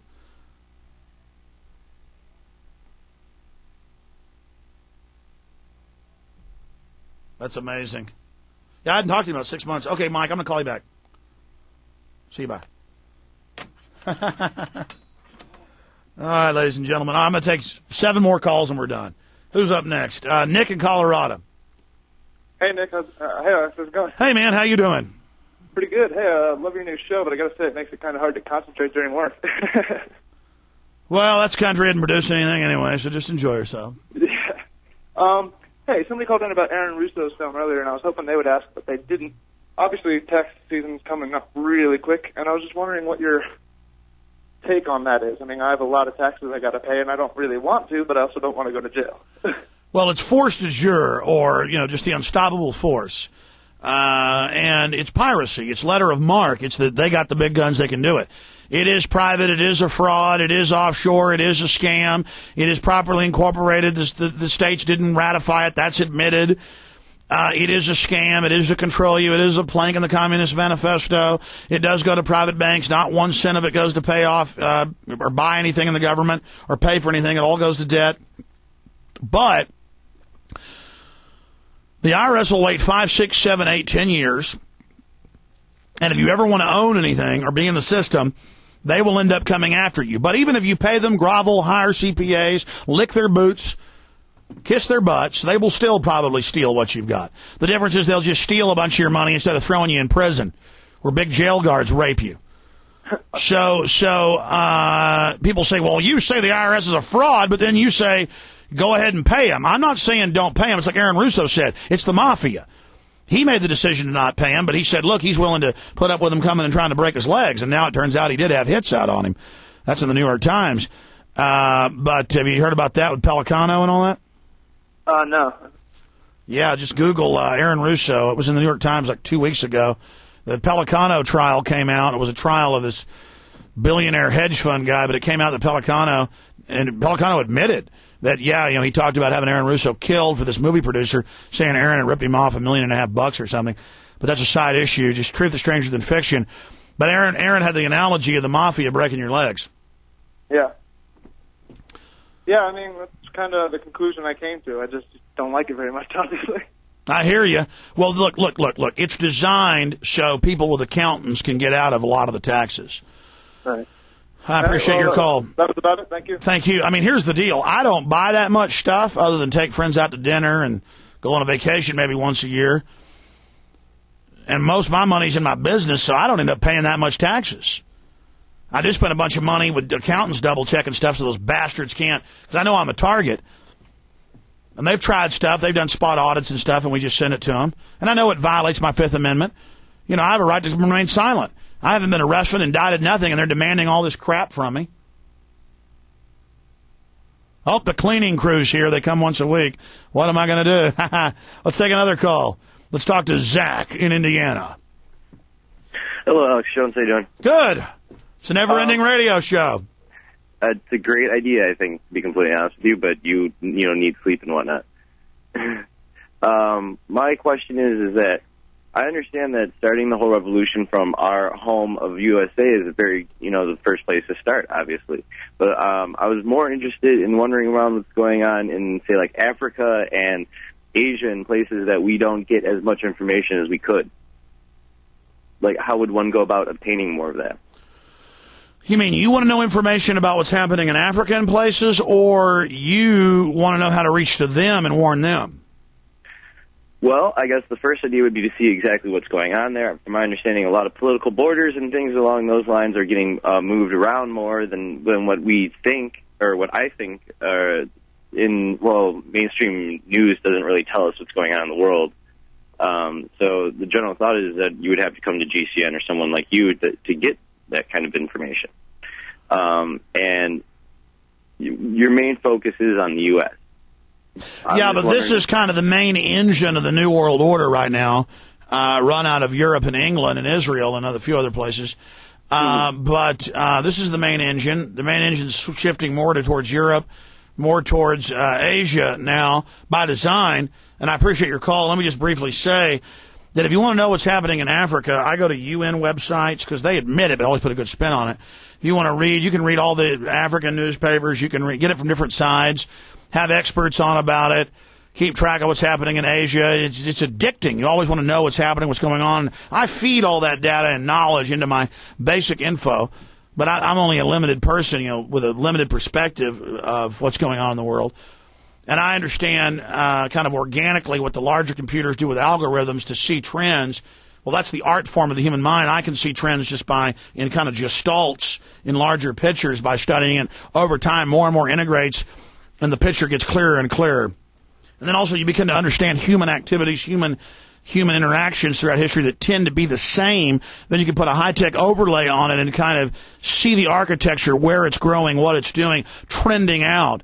And then even foreseeing problems the New World Order will have, or unforeseen things that might help them. It basically gets into chaos theory and then information warfare, integration into the public, just getting outside the set paradigms of the map makers of the mind, making their own maps and going without that and becoming bold, not watching as much television, integrating with their friends and family, others on the internet. Getting back to more of a tribalism base, but in a populist view of the population against the elite, but not believing, through the false paradigm the elite gave us, that populism means communism to take the rich's money, because the rich actually created it to take the middle class's money, which the poor think are the elite, to then transfer it to the elite. Let's go ahead and talk to Clay in Texas. Clay, you're on the air. Yes. Hey, I want to say, one of my favorite things about you is you treat all your callers with respect. I think that's admirable. Unless I'm cussing at them. I'm sorry. Go ahead. Well, I was calling actually about when you were talking about Christianity earlier. I've had that same argument with a lot of English people and Canadians too. Well, yeah, they think it's real trendy to not believe in anything and not think there's anything going on that we don't know about. Yeah, and he was trying to call you out on some pretty kooky conspiracy theories. You know, you could have fired back at him if he believed in the conspiracy theories. Well, I think the guy overall was trying to be nice, but he wants to play both sides. Like you said, I was on live with him a while back ago. I vaguely remember it, and I hammered the hell out of him, and you heard him say that. Yeah. And so he was kind of, controlling it by, he had a live, he had a tape show, and he was letting me know that he even joked around with, "We're going to get you now." But it doesn't matter. The transmission was already sent out in full. Have you heard the conspiracy theory where they say that there wasn't even a Jesus at all? Yeah, look, Zeitgeist is, the second and third part is excellent, spot-on info. And I appreciate your call. But the first third of it, and I haven't seen the latest version, it's just absolute crap. And it's just made-up, shoddy disinfo. And so what do you say to that? Okay, let's go ahead and talk to Casey in Oklahoma. Go ahead. Yeah, hi Alex, how you doing? I really enjoy the new extended hours radio format you got going. So thanks for thank you for doing that. Actually, I sent this to Trey and Aaron over the weekend because I was on hold on your Sunday show and didn't quite get through because the end of the show came. But I work in the government, and we got an email a little while back, a couple weeks ago, about the compact fluorescent light bulbs. And admitting they have masses of mercury in them and they're deadly poison? Well, yeah. Well, I mean, we all know that's the case, but the way the email was phrased was like, well, in fact, the subject was, "Are compact fluorescent lamps harmful in your family?" And it acted like, take care and do this, and open up all your windows, and everything will be just fine. And it actually, it says you're being encouraged, and it didn't say anything about the new law that Congress passed at the end of last year or anything like that. So I just thought it was pretty, here's another example of the spin trying to go out from the government to its employees about how, this is what you need to do, and downplaying all the risks, especially with the mercury. No, I hear you. That's what they do. Highly toxic lights. They actually know how to make a phosphorescent bulb that gives you the nice yellow light that the human brain and the optic nerves like. Your eyes are just brain stalks that grow out during fetal development, during embryonic development. And they are eyes into the soul, literally. Beautiful little brain stalks, blue, green, brown, black, and looking into someone's mind. And how did I get off into eyes? Phosphorescent. I'm pretty tired now with no break. Phosphorescent, they have those that last 8 years. But they've just decided it's going to be fluorescent, which are associated with seizures, depression, everything else, because they, quote, use less power. So that's also better for the earth. And so now it's the law. In a few years, you won't be able to get the wondrous phosphorescent. You'll never see that pretty yellow light again. It'll all be green nightmare light. And then they're filled with lead and mercury, and that totally toxic. If one breaks in your house, you're supposed to call a hazmat team. Just like they said, put MBTE in all the water supplies and all the gas, and now it's in 49 states and causing massive birth defects and totally toxic, and just so happens to sterilize people. Oh, accidentally in the water. I appreciate your call, sir. Yeah, and great points. Good to hear from you. Okay, I'm giving each person 30 seconds. I am getting tired, and I want to air this Japanese TV interview, and then we'll go back into regular retransmission until I'm live tomorrow. Don't forget, ladies and gentlemen, that you can hear this for free on the audio streams at Infowars.com, but please help us spread the word. By the way, we put a mass email out today on the email list. I asked Paul to get me this morning to do that. I forgot. We need to do that by tomorrow, so all the folks don't know we're doing this now. I want to ask the listeners to tell folks about it on the message boards and help us, because I'm committing to do this and kind of inaugurating it with these first few shows going overboard. It's going to keep it down to 1 hour in the future here. Except it is kind of fun. I'm tired, though. I want to go jog right now, and it's getting a little late. I'm going to have to hit traffic now getting home. But when you get a PrisonPlanet.tv membership, I just realized I've done almost 5.5 hours. No, I have done 5.5 hours. I never plugged my videos today. That's how you support us in the IT and all the stuff we're doing is getting a PrisonPlanet.tv membership. Then you get the document cam and you get the, 2 cams that are on me. And we're going to have a guest cam. It's already set up in here. And we've got DVD where we can play videos. And we can also show you the web. We're going to be playing videos off that. So instead of me just talking about a YouTuber playing the audio, we can, show you what's happening on the web. So there is a lot going on at PrisonPlanet.tv, not just my weekly report or all the videos that are there, all my films in super high quality, and the CDN servers we've got sending it out to you super fast, a lot better than it used to be. I mean, it's getting better and better. And then you get the 4th hour live with the video at PrisonPlanet.tv. Okay, let's go to Kevin in Virginia. You're on the air, Kevin. Hey, Alex. Yes, sir. Listen, man, I know you got to go. I know you're tired, but listen, besides my mother and father, you're another one of my heroes, man. I appreciate you. Well, I love you too, Kevin. Thank you, man. I want you to know that I love when you digress, too, because that opens up a whole wealth of knowledge and information that, we need. I wanted to talk to you yesterday when you had Alan Watt on, and, he made a point that all of these things that are happening with the New World Order, they're passed on from generation to generation. And I wanted to ask you, I want to ask you 2 things, but the first thing is the grand architect, the author of all of these things, is it the devil?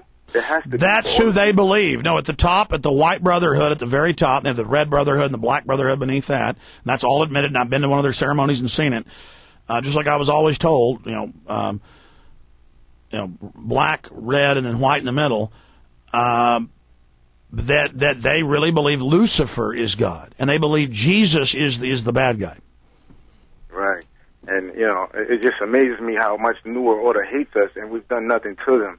But, we keep pushing. Oh, yeah, you enjoy your food, you enjoy your wife or girlfriend, you enjoy blue skies and green trees, and you like helping old ladies. Man, they don't like that.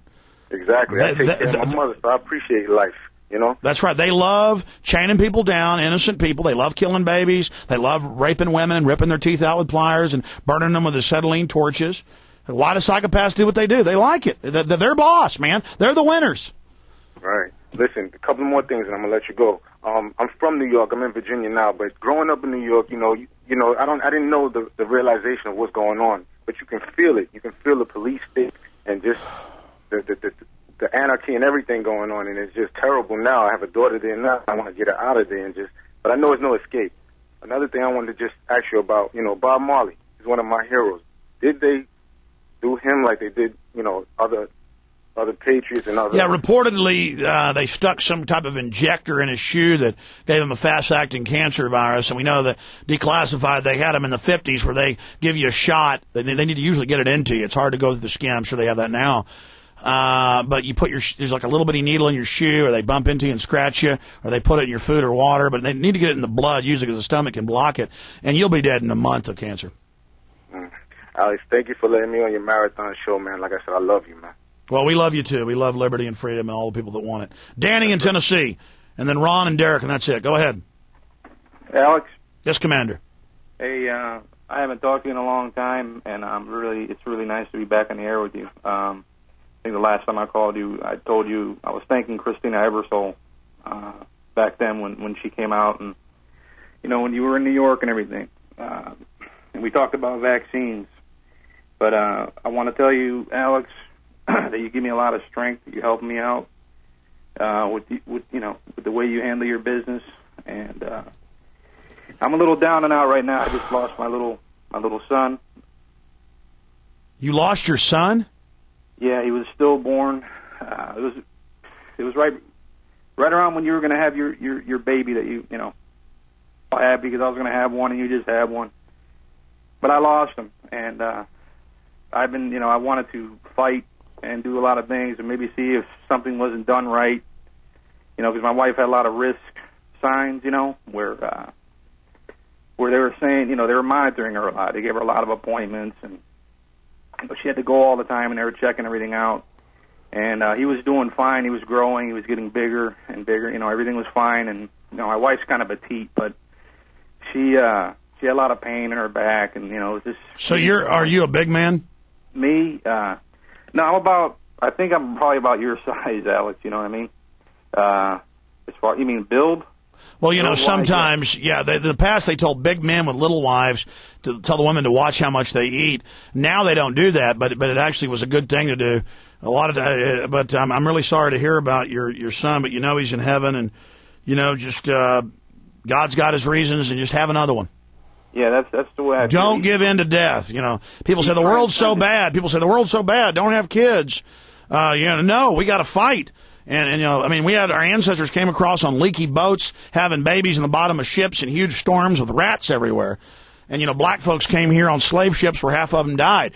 There's always adversity, and we have to struggle and continue to live and continue the life force no matter how bad it gets.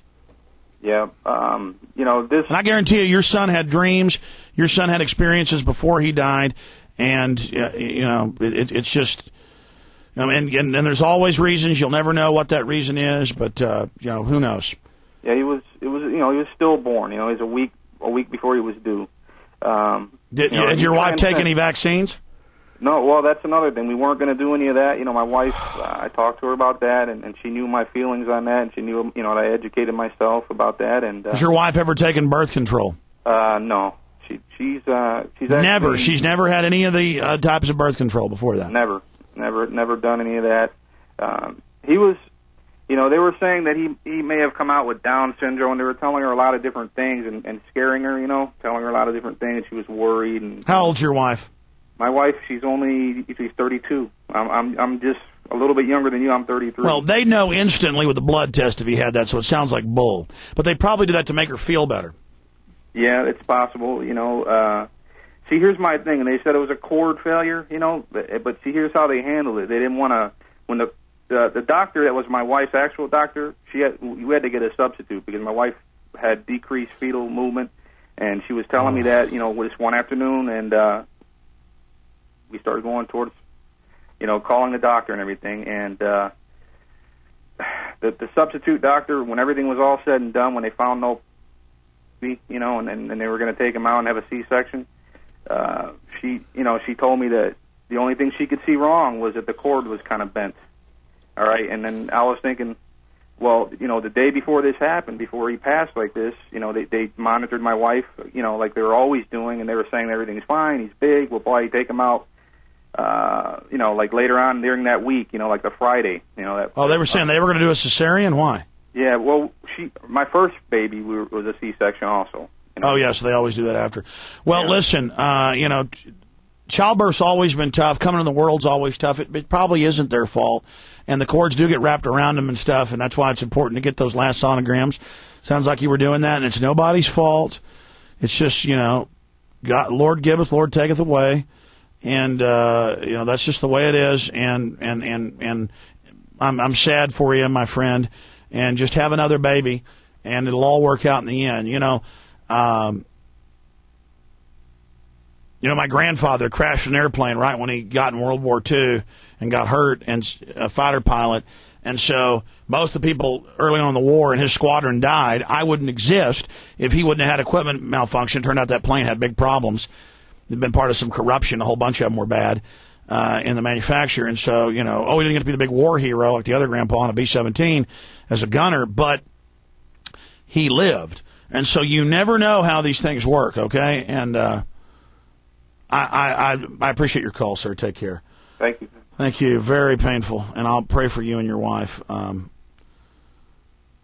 that Danny in Tennessee? I can't take any more calls on that. Ron and Derek, the show's over. I think we're going to end it on that. That's pretty depressing. If you want to be able to see the video and check out what we're doing, I was already pretty tired, and the heat's gone up there. They turned the AC up, man. I'm sweating. And I was already tired, and that bums me out. So I'm going to go ahead and end the transmission on that. And I will, here's the Japanese TV piece. And I will see you back tomorrow live at 11 a.m. If you want to see the video of this audio you're hearing on the web, go to prisonplanet.tv membership and get all the films, the audio, everything else with it while you're at it. Hey, let's go out with our cool bumper music, though. That Starship Troopers I played 10 years ago on the radio that I'd lost. Here we go, ladies and gentlemen. Bye-bye. Until next time. All right, the show continues. Here's an interview I did with Japanese TV about a year ago. Stay with us.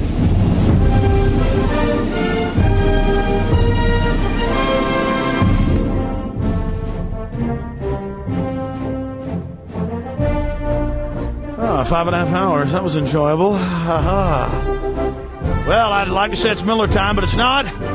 I am going to go. I think I'll swim for exercise right now. Bye-bye.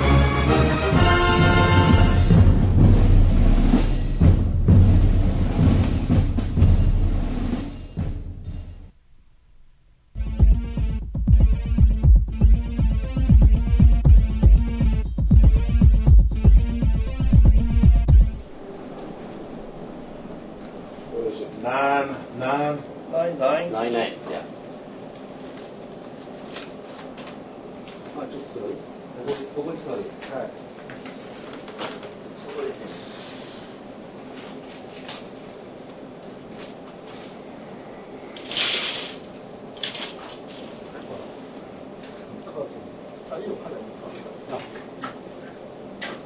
Okay, Alex? Yes, sir. So we start with the director's request. You just talk. There's 4 different. And how long would you like me to spend on each one, sir? Yeah. So total maybe 10 seconds. Sure. Yeah. Gotcha. How many seconds? 10, 15 seconds. Really? You mean read each one for 10 seconds? Just read. But I mean, how long should my answer be? No. You don't need to answer. I'm going to ask the answer later. But okay. This is just I want you read it. So we want to use this. I want you to look at it. Okay, I got you. This is just for our purpose. Oh, I understand. You ready? The collapse of the World Trade Centers. By your own word, it's fine. Just number 1. Well, number 1, we have the bizarre collapse of Tower 1, 2, and 7. Also, we have... Number 2? Yes. Number 2, we have the strange nature of these aircraft and bizarre things they were doing that day. Number 3, we have the mystery of the Pentagon with this 16 to 18-foot hole with this huge aircraft disappearing into it. And then number 4, we have the incredible government cover-up, the way they've been behaving for the last 5 years. Can I take 2 versions? That version is good, but the other version is just to read it and then... Sure. Yeah. That is good. So the first, your version. Okay. Second, sure, fine. This short version. No problem.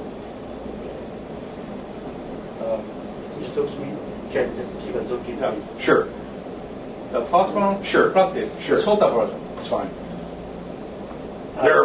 Read the whole thing? Yeah. There are 4 different questions about the 9/11 terrorist attacks. Number 1, the collapse of the World Trade Centers. Number 2, the mystery of the airplanes. Number 3, the mystery of the Pentagon. Number 4, the government cover-up.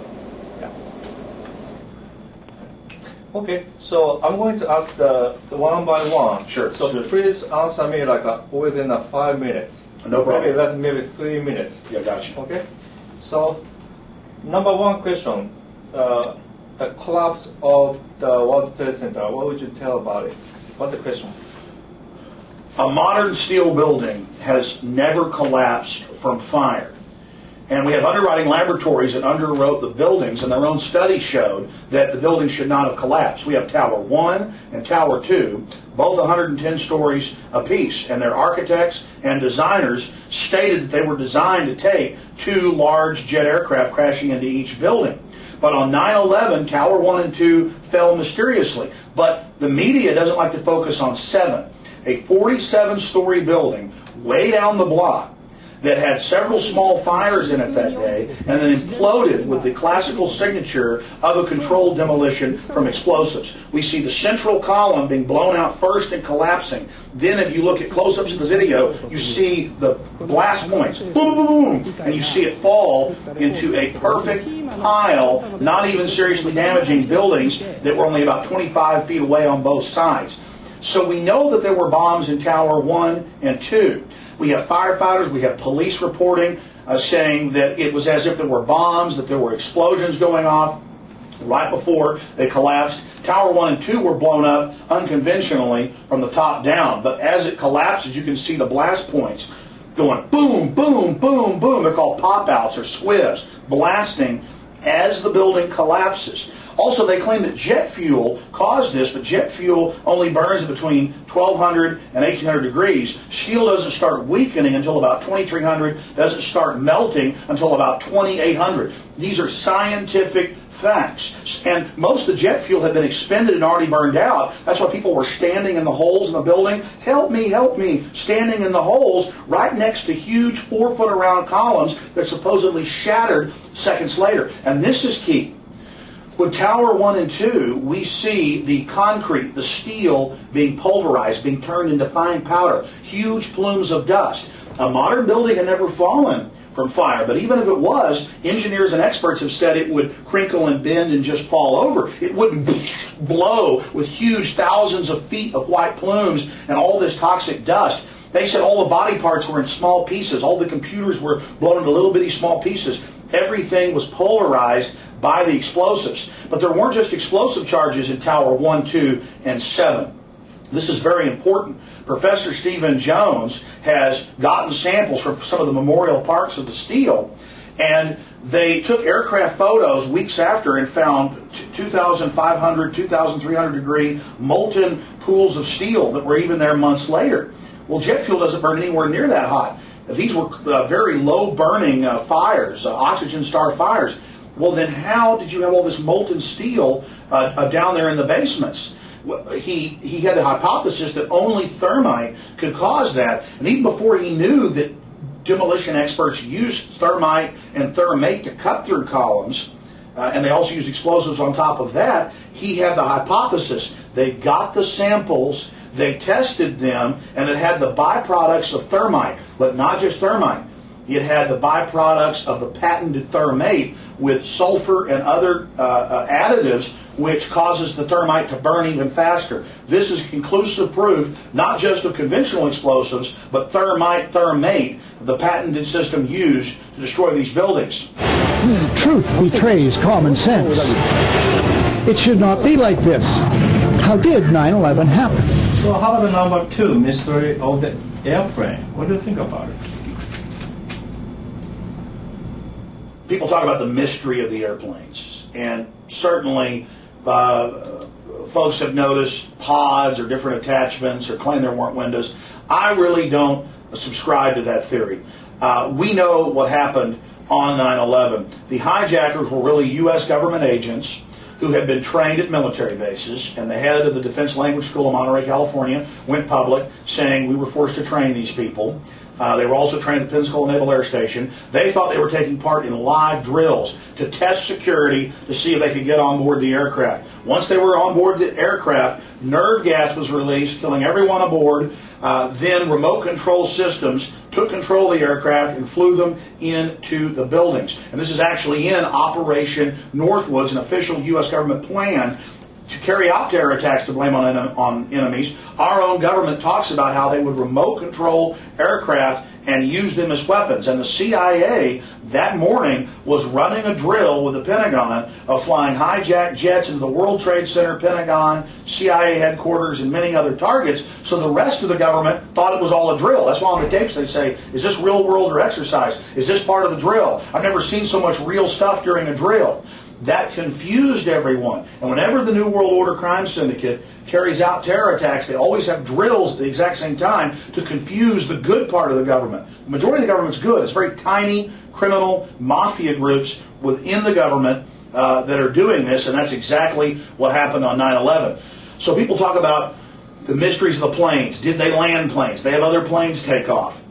I don't believe that that's what happened, because I have inside Pentagon sources that 2 years before it broke in the news that they were running drills, I already had the information that they were running that drill by late 2001, and it didn't come out until 2003 in the media that they were running drills. Then people ask, well, what about the cell phone calls? It's very easy to fake cell phone calls. The computer programs are there. The mothers and fathers that got these calls said it sounded like my son, but it was a one-way conversation. They'd say, hello, mother, it's me. They'd say their name. You believe me, don't you? You don't call your mother and say, you believe me, it's your son. And most of the calls were supposedly from cell phones at above 10,000 feet. Cell phones don't work above 4,000 feet. That's well known. Then the few airphone calls that did come in off the airphones in the seats, it was stewardesses saying, I can't breathe. There's something in the... We've been hijacked. There's something in the cockpit. I can't breathe. So the few real calls we've got, they're saying, I can't breathe. You see, and that fits in with what the information I have from the Pentagon sources is that they put their own agents on board, posing as hijackers, taking part in the drills. We know these men were trained at U.S. military bases. They killed everybody on board and flew the planes into the buildings. Okay, so we should discuss about the mystery of the Pentagon. Sure. The Pentagon controversy is one of the central things that the media has focused on in the United States. And the reason that there is a controversy is because we have the first photos and video of the facade, the face of the Pentagon, where it was hit by that jet aircraft that pulled some impossible maneuvers. And it's a little bitty 16 to 18 foot hole. Now later, after fire, it collapsed into a bigger hole, but you don't have any big engines, any big parts, any seats. They've never shown us any of the bodies. It's just a red, smoking, perfectly circular hole. And then you even look at the video they've released. It's a white-hot flash. Looks like an explosion. You don't see a plane anywhere there. I don't know what really happened at the Pentagon, but I do know this. We're not being told the truth. We're being lied to. And that's what we attempt to cover at my news website, Infowars.com. So the last thing, the number 4, the government cover-up. Not only do we have all the evidence of government involvement in 9/11, then we have their cover-up. George Bush tried to appoint their family confidant, Henry Kissinger, to be the supposed independent head. That would be like if a gangster was on trial and he appointed his brother to be the judge. So number one, the 9/11 Commission was not independent. It was a fraud. The 9/11 Commission never mentioned Building 7 collapsing. The 9/11 Commission lied and said there were no central columns in Tower 1 or 2 when Muro Yamasaki overbuilt the buildings with 47 giant steel columns in each one in the center, overbuilt for strength. The Commission just claims there's no columns in the middle. It's like saying the sun didn't come up this morning. So just incredible lies on that front. Also, about half the Commission is involved in business with defense contractors and defense brokers like the Carlyle Group. Some of them are even involved with the Bin Laden family in some of their businesses. But the really big cover-up is the fact that firefighters and emergency workers, and this has been in our news, found the emergency black boxes, the data recorders. They're really orange with black stripes on them. They found them and in the rubble. And the government then announced we never found them, and they loaded them on four-wheelers and drove them out and told the emergency people, you never saw those black boxes. They told the FAA to shred all the tapes and put them in different trash cans that day. They told FBI agents that were following the, quote, hijackers, or really government agents, to back off. Then when FBI agents tried to go public, like FBI agent Robert Wright, they threatened to arrest him. The head of counterterrorism for the FBI, FBI agent John O'Neill, tried to go public, warning him of an impending attack, and they told him to shut up. So there are so many countless examples of cover-up. We have the government banning photography and video around the World Trade Center complex in the days after. We have them under guard, hauling the steel away to China and South Korea and having it melted down, not letting anyone test it. Thank God we were able later to get some small samples that were sent to some memorial parks and find the thermate in it. So systematically, there has been a continual cover-up, and the administration has lied and lied. First, they claimed they had never heard of a plan to fly hijacked jets into buildings. They said, no one ever heard of that. We promise. Came out, they had an exact memo saying that. Came out, they were running drills that morning and 2 weeks before of the exact same targets being hit by hijacked jets. And there are hundreds and hundreds of other lies. From start to finish, it's all one giant 500-plus page lie in their 9/11 Commission report. I have read it. I have written an analysis of it. Many other scholars have written an analysis of it. They are counting on us being stupid. They are counting on us not researching the facts, but their cover-up is imploding. The majority of the American people now know 9/11 is an inside job carried out as a pretext for a Pax Americana global tyrannical empire.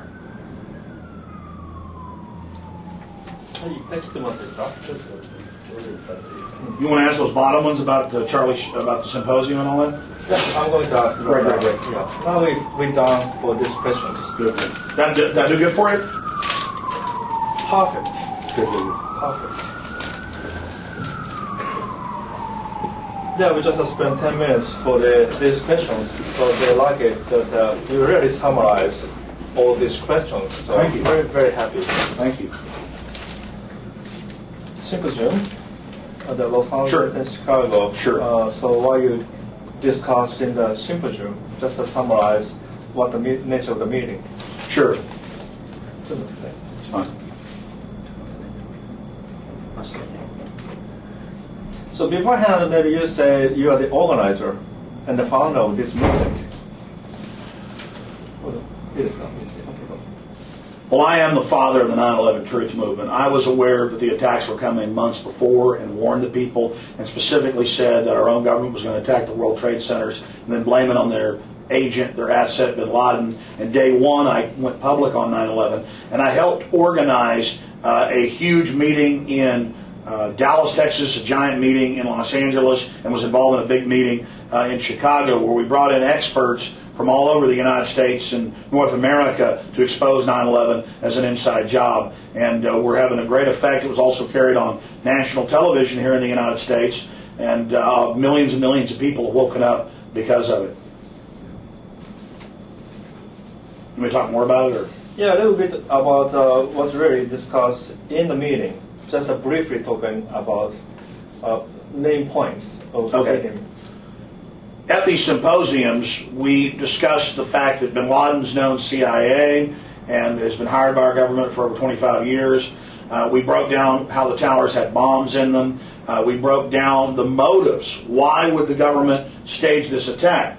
As a pretext to have a domestic tyranny, a police state here in the U.S., as a pretext to grab trillions in oil in the Middle East, and for hundreds of billions of dollars in no-bid contract weapons sales. So it's really about a global empire and the American people losing their freedoms. We exposed that.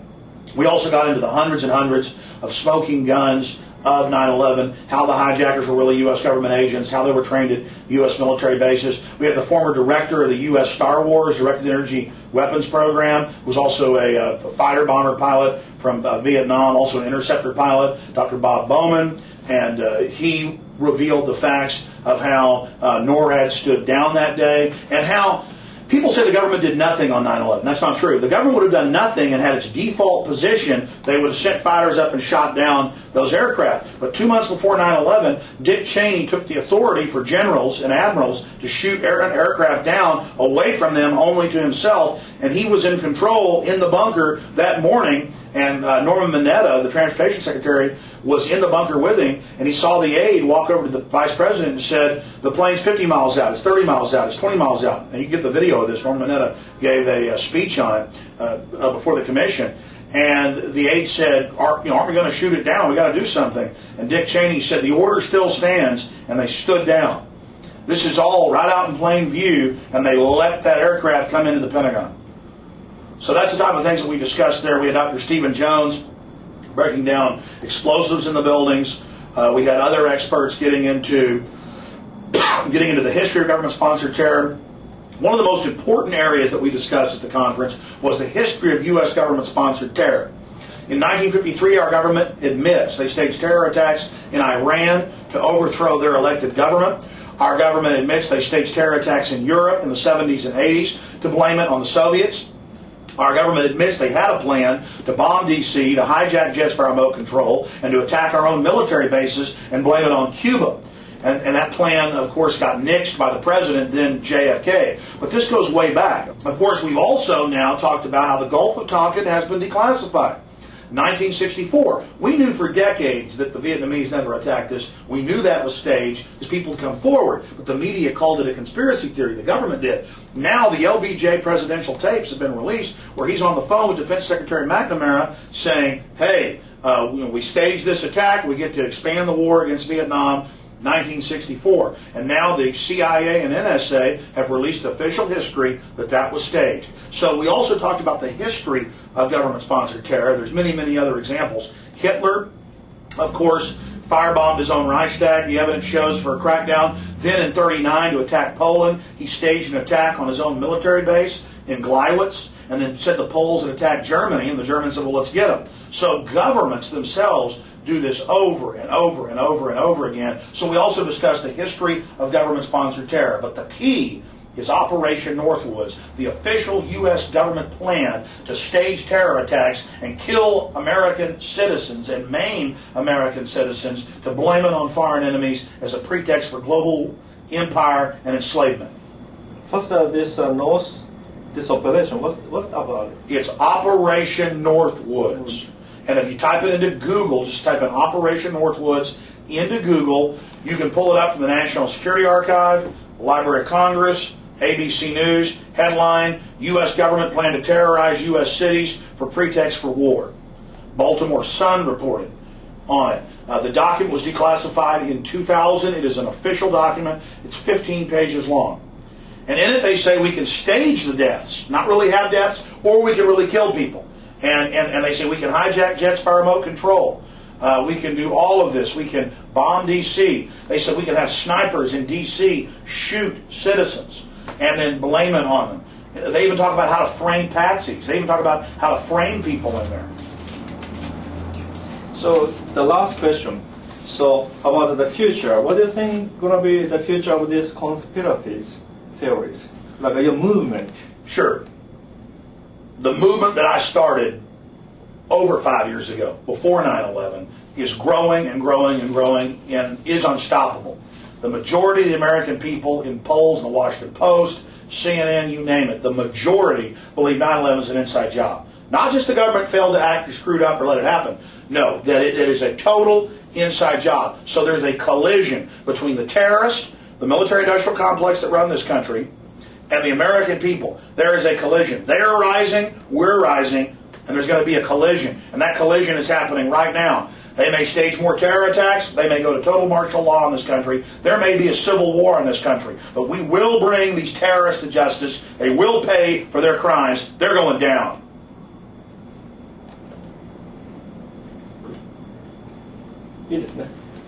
Thank you. That's a very powerful statement. Thank you, gentlemen. Thank you very much. Thank you. Nice to meet you. Thank you. Nice to meet you. Thank you so much. Thank you, sir.